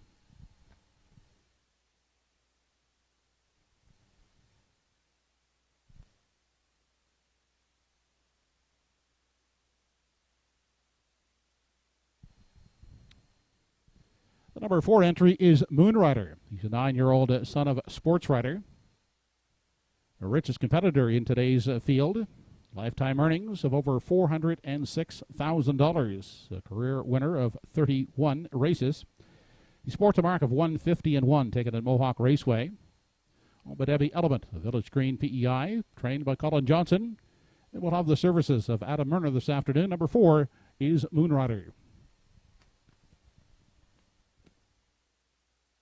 Rounding out the field from post 5 is Ray's U20. He's a 4-year-old gelded son of Classic Card Shark. He's owned by Kent McDonald, Brent Campbell, Damian McClellan, and Bernard McDonald. A winner of over $32,000, 8 lifetime victories, a mark of 155-3, taken at Charlottetown. He's trained by Mark Campbell, and we'll get the services of Jason Hughes. From post 5 is Ray's U20. That's the field for the Johnny Conroy Memorial Invitational Pace. They'll go behind the gate in approximately 4 minutes.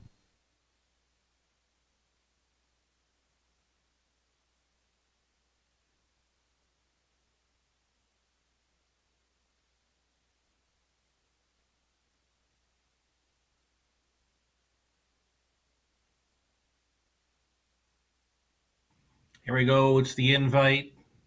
Here's some very easy Sunday afternoon trivia. Who's the fastest horse that has ever paced Truro Raceway? You're looking at him. Time to Dance, 151-3, track record holder from Atlantic Grand Circuit Week this past summer at Truro Raceway. Time to Dance comes back. Will be the heavy favorite here for trainer driver Mark Campbell. Will be trying for his 12th win on the season as he nears $50,000 in earnings on the season of 2021. Time to Dance, tough to go against here in the Johnny Conroy Memorial.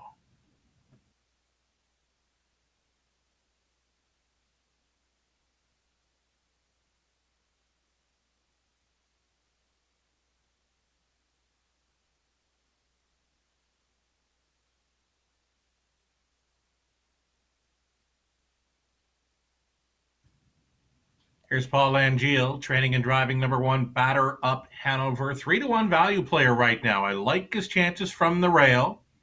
It's his second start back after a vet scratch sick. He was going by the leader last time out. He just let up a little short on the end, but he still managed a second best 154 finish.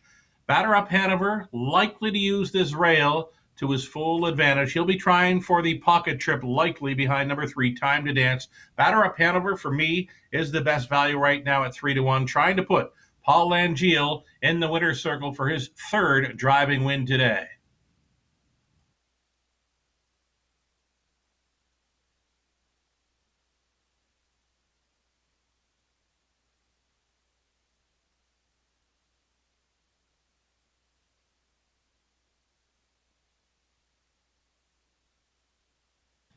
Here's the horse for the course. Over Truro, this is American Risk with 4 victories in his last 5 outings, all wins coming in Truro. He's a must-play in the try.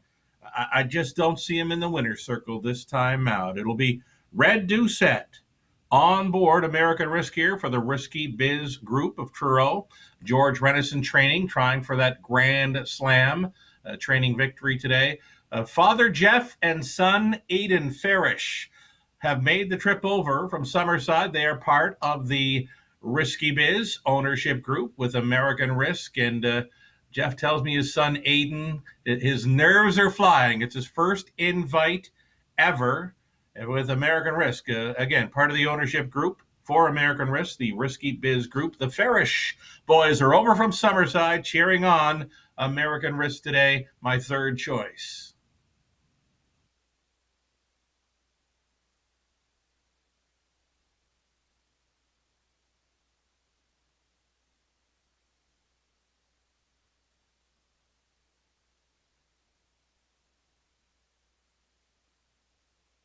Moonrider, the 4, picks up Adam Murner. We've seen Adam Murner score with a long shot player earlier on the card.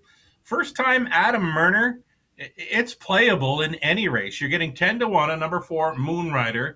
It would be a lot to ask to see him win, but should there be any early speed battles, it could set up for him. Anything's possible in a horse race, right? 9-1 currently. Adam Murner, catch driving number 4, Moonrider, for Colin Johnson and owner Debbie Element.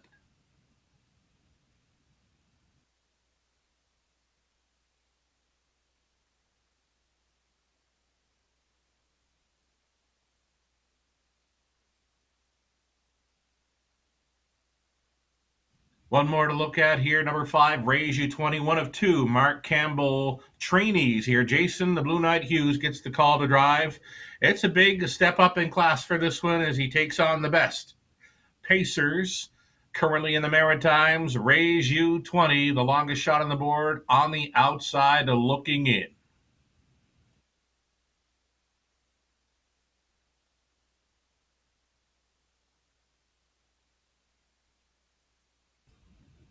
Final call for wagering now in the Johnny Conroy Memorial. It's invite time at Truro. Final call.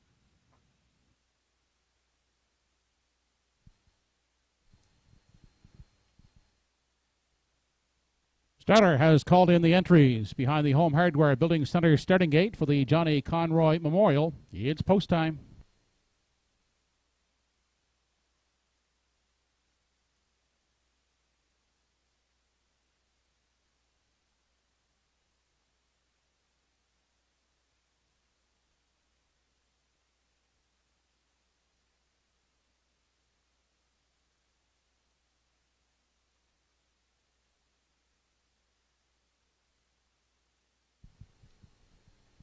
Race number 11 of the afternoon. The 2021 Johnny Conroy Memorial Invitational Pace has Batter Up Hanover, American Risk, Time to Dance, Moonrider, and Raise You 20.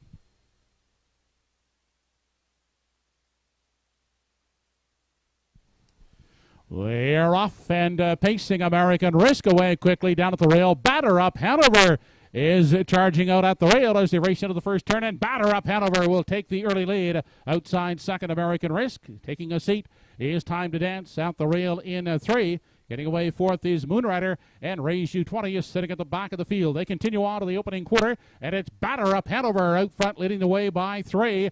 On the outside, here comes Time to Dance up on the outside, uncovered. Inside, American Risk will sit the pocket, followed in 4 by Moonrider, and back treading in 5 is Raise You 20. They continue on past the 3/8 and off the top turn. Up on the outside, Time to Dance, trying to take the lead away from Batter Up Hanover as they round the top turn and race into the stretch now, approaching the half. Time to Dance on the outside. Batter Up Hanover is at the rail second, followed in 3 by American Risk. Then looking at it from 4, that is Moonrider, and back trailing 5 is Raise You 20 into the lower turn, and Time to Dance has taken over the lead as they race on now to the 5/8, the half. 54 and 3/5 seconds as they race on through the back stretch for the final time. It's Time to Dance out there by a length. Second is Batter Up Hanover. American Risk is a tight up third. Moonrider yet to move from 4, and back treading is Raise You 20 and 5. They continue on past 3/4, and it's Time to Dance still holding the lead. On the inside, Batter Up Hanover content to sit the pocket outside. Up first up is American Risk. Third, Moonrider saving ground on the inside, moves up into 3/4 and 1:25 and 2/5, and it's still Time to Dance. Batter Up Hanover is still right there second. Third on the inside is Moonrider. They turn for home, and Time to Dance leads them to Johnny Conroy. On the inside, Batter Up Hanover. Moonrider on the outside. Time to Dance takes the Johnny Conroy Memorial. Batter Up Hanover second. Third is Moonrider. Mile in 1:54 and 1/5.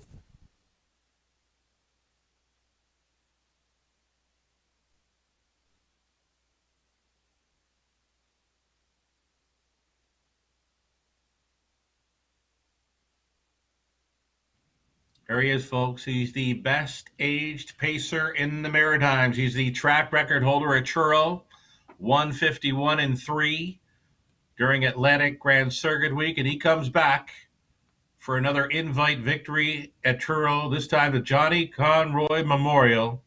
Had Time to Dance written all over it. Mark Campbell committed to go first up following a quarter mile of 26-4.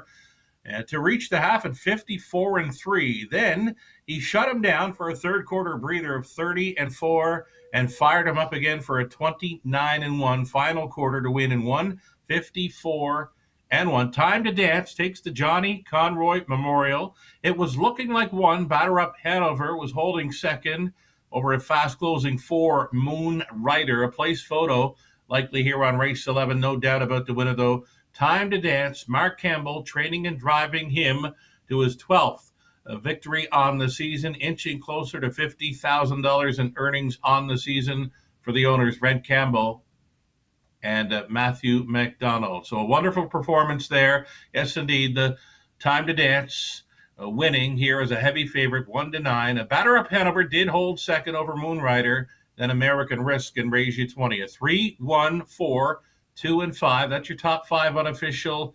And so versatile, right? Time to Dance from off the pace, makes front, shuts it down through a third quarter breather, and then fires a quick final quarter on the end. Congratulations. A wonderful show by Time to Dance on his way to the Truro Winner's Circle.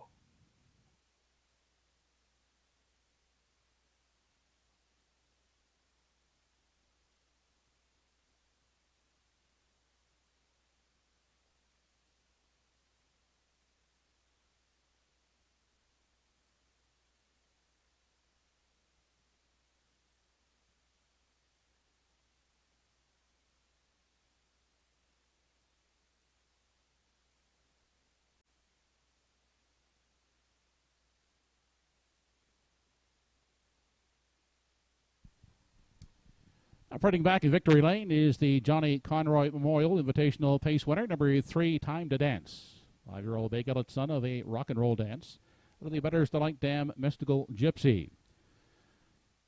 He's owned by Brent Campbell of Charlottetown and Matthew McDonald of Edwards, Ontario.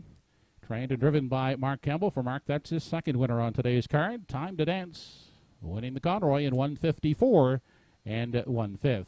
Trackside, Anthony Stymist making the blanket presentation to the winning connections of Time to Dance. Trainer-driver Mark Campbell winning the Johnny Conroy Memorial in 1:54 and 1/5.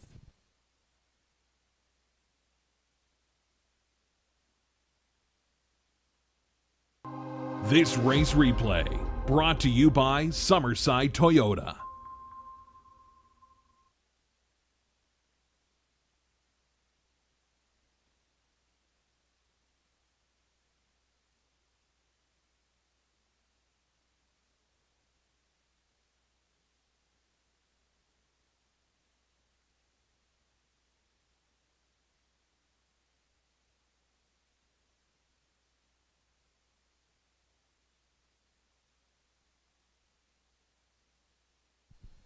Here's how they finished in the Conroy. Number 1, Batter Up Hanover was second. 2, American Risk finished 4th. 3, Time to Dance, the winner. 4, Moonrider 3rd, and 5, Raise You 25th. Fractions were 26-4, 54-3, 125-2. The mile for Time to Dance, 1:54 and 1/5. Top down, 2-4-1-3-5. 3-1-4 try and race 11, 12.40. 3-1 exactor, $5 even.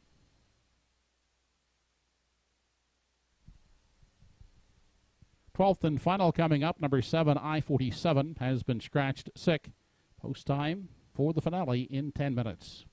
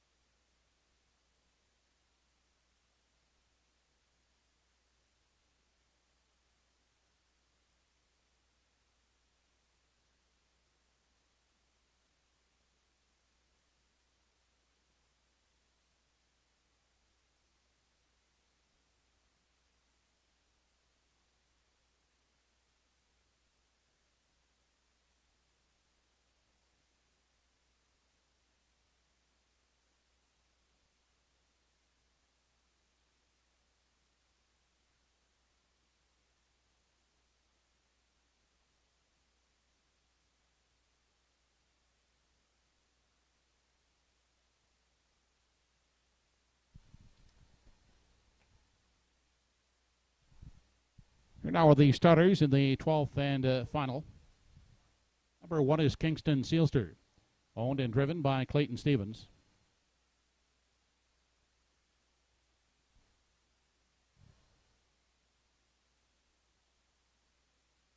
Mighty Mouse from post 2 gets Redmond Doucette for the CC Stables.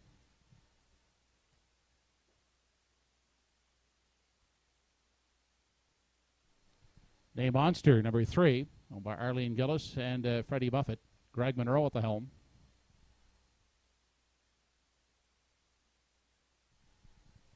Cyril Harvey will pilot from post 4, NS Acadian, owned by Robbie Smallwood.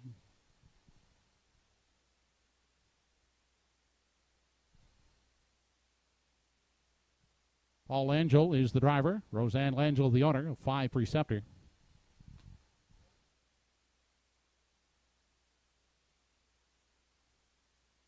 Emmons and Tammy McKay are the owners of 6 at the helm. Tammy McKay drives. The 7 has been scratched. And at number 8 now from post 7, Black Electra. Over the Won't Back Down stable with Darren Crow in the driver's seat. Post time in less than 5 minutes.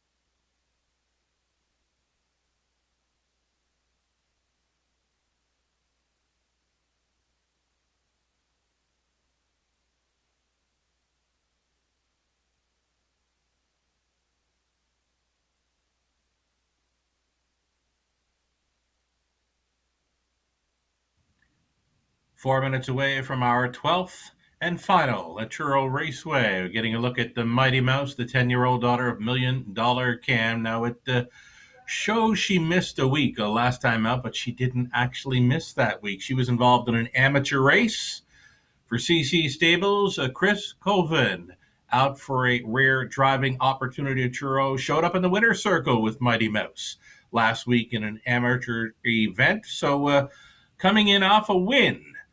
Really, Mighty Mouse at 1-2. Maybe her confidence is boosted now. She does show a win, a 3-back over Inverness as well, with Red Doucette on board. Red goes back on board today. A heavy favorite at number 2, Mighty Mouse.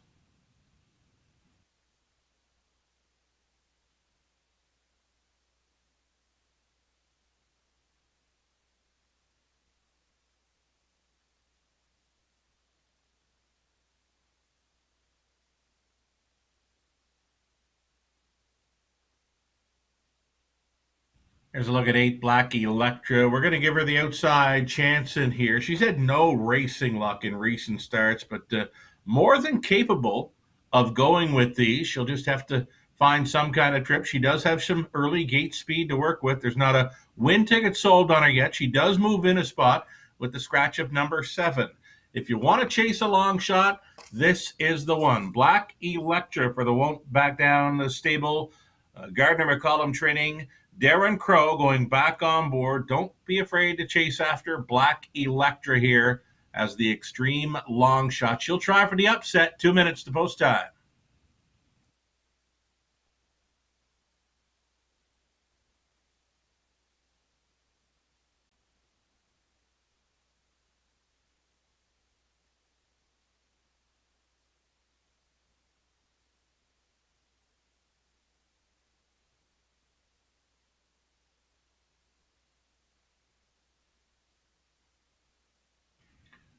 Number 5, Preceptor, going along with the 8, the Black Electra. That could be how they finish, going underneath the wire here in our finale.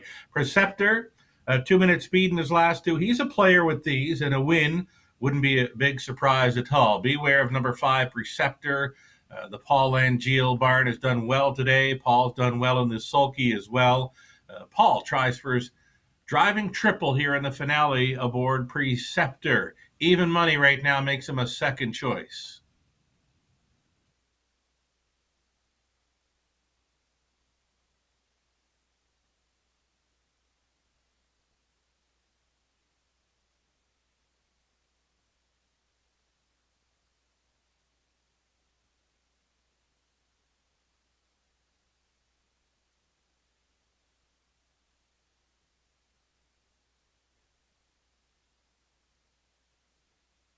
Number 3, Name Monster, a 17-1 value player in here.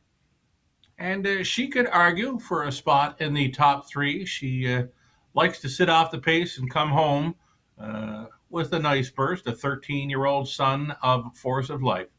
Name Monster here, a 17-1 value player with Greg Monroe on board for trainer Duncan Gillis. The owner is Arlene Gillis. And Frederick Buffett may be tuned in to cheer on Name Monster here in the finale. Still time.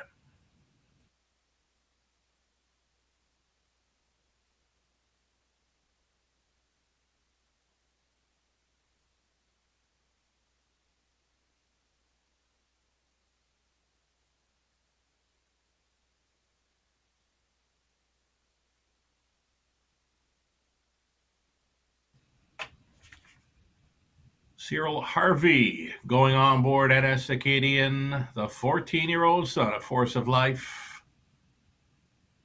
It's a one-time winner this season. Off the board in recent starts. Starter calls them in for the 12th and final over Truro.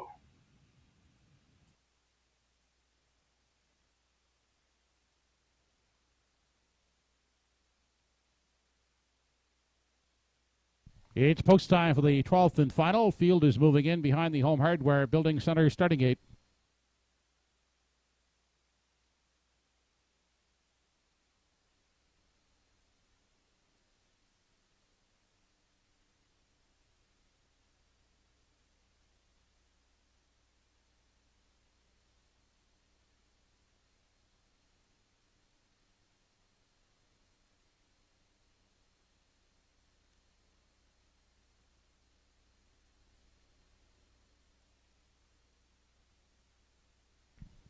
Twelfth and final race on today's program has Kingston Sealster, Mighty Mouse, Name Monster, NS Acadian, Preceptor, At the Helm, and Black Electra.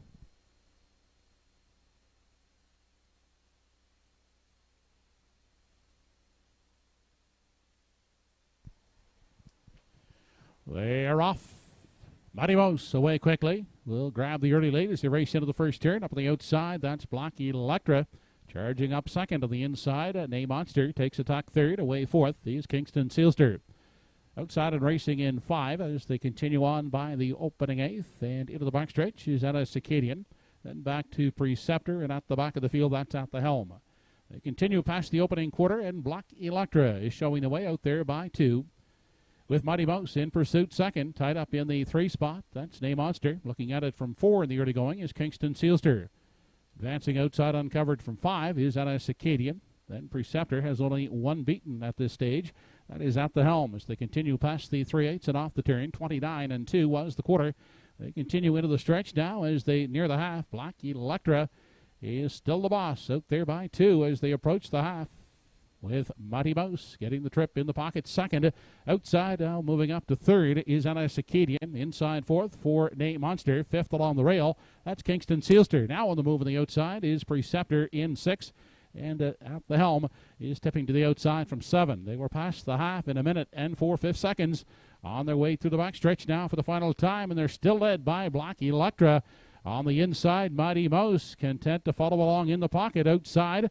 And trying it first up, that's NS Acadian in 3. There's Preceptor sent 3 high from 4 inside. And with nowhere to go, Name Monster is traveling 5th. They race past 3/4. It's Black Electra and Mighty Mouse. They sit 1-2. Now re-emerging third is Name Monster as they race on over to the 7/8 Black Electra. Mighty Mouse now angling out of the pocket as they continue past the 7/8 and off the top turn. 132 4 3/4. And Mighty Mouse moves on to take over the lead as they straighten out for the payoff. Back second is Black Electra, but Mighty Mouse on the outside, and Mighty Mouse will win the finale second. That is Black Electra, and third is Name Monster. Mile in 2:02 and 1/5.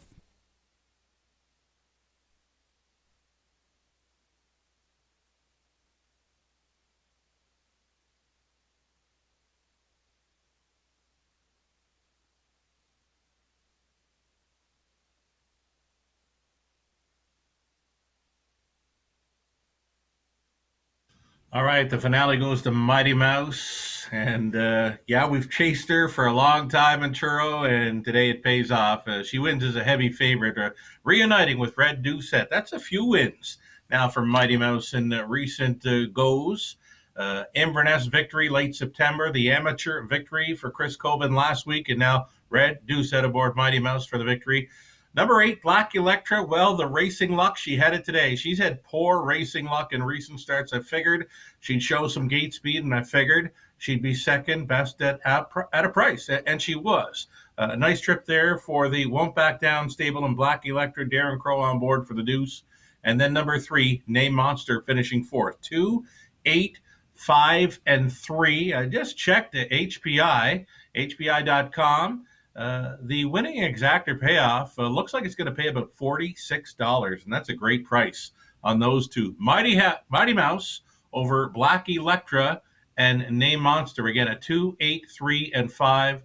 Top 4, and it's unofficial.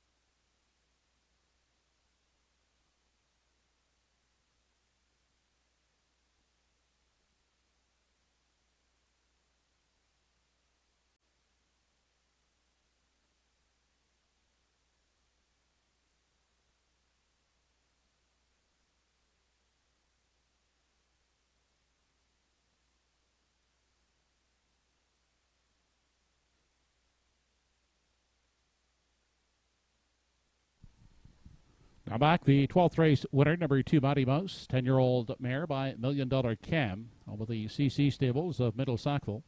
Trained by Chris Coven, Redmond Doucette picking up his second win of the afternoon. Mighty Mouse, 2:02 and 1/5.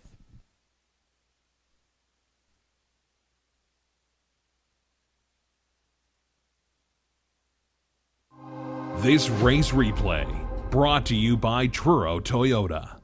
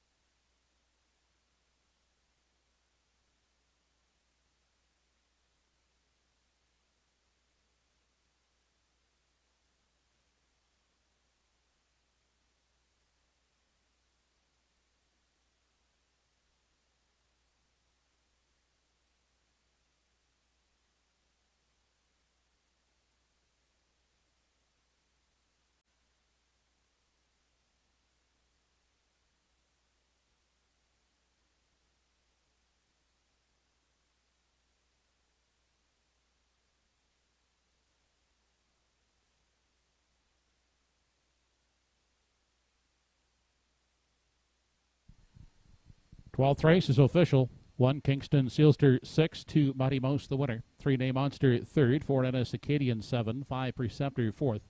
6 out the helm fifth, 7 was scratched, 8, Black Electra second.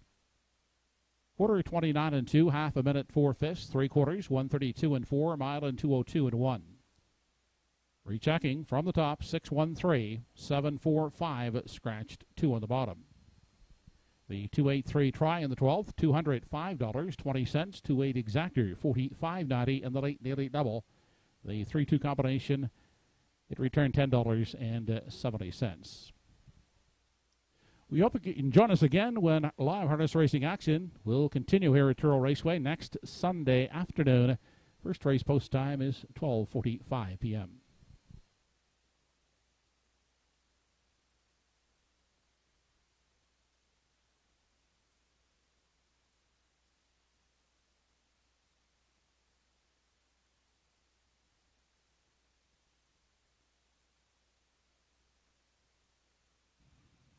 There you have it, folks. 12 races in and done on a busy afternoon at Truro Raceway, and a fabulous show.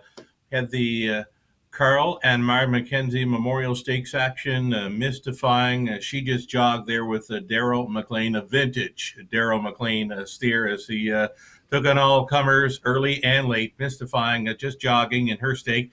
Bet him again. Took the largest purse on the day, a $15,000 plus. Edition of the Carl and Mark McKenzie Memorial. Bet him again. So good there with a slick steer by Paul Angeal on board for trainer George Renison. One of 3 training victories, plus a few runner-up finishes as well. A wonderful job for George Renison and his crew with the Renison Barn this afternoon. Then Havarti with the minor upset in her division of the Carl and Mark McKenzie Memorial. Havarti was so good after missing a month of racing action. She went downtown in Truro. Second victory for Paul Angeal. Great job by all today. And how about the Johnny Conroy Memorial winner? The invite goes to Time to Dance. He's just so good. Very tough to go against him anytime when meeting up against similar foes in age-pacing action. 54 in one trip after going down to the half and 150, or going down to the half and 54 and 3. So again, Time to Dance, trainer driver Mark Campbell and the connections, a fabulous victory in the Johnny Conroy Memorial invite. And that is going to do it for the action this afternoon, Truro. As mentioned, track announcer Joe Kelly says a week from today, another card of racing comes up at Truro Raceway at post time of 12:45. For Universum Media Studios, based out of Charlottetown, I'm Sugar Doyle, based out of London, and hope you enjoyed your time with us this afternoon, and we'll catch you again a week from today. Have a great week, all.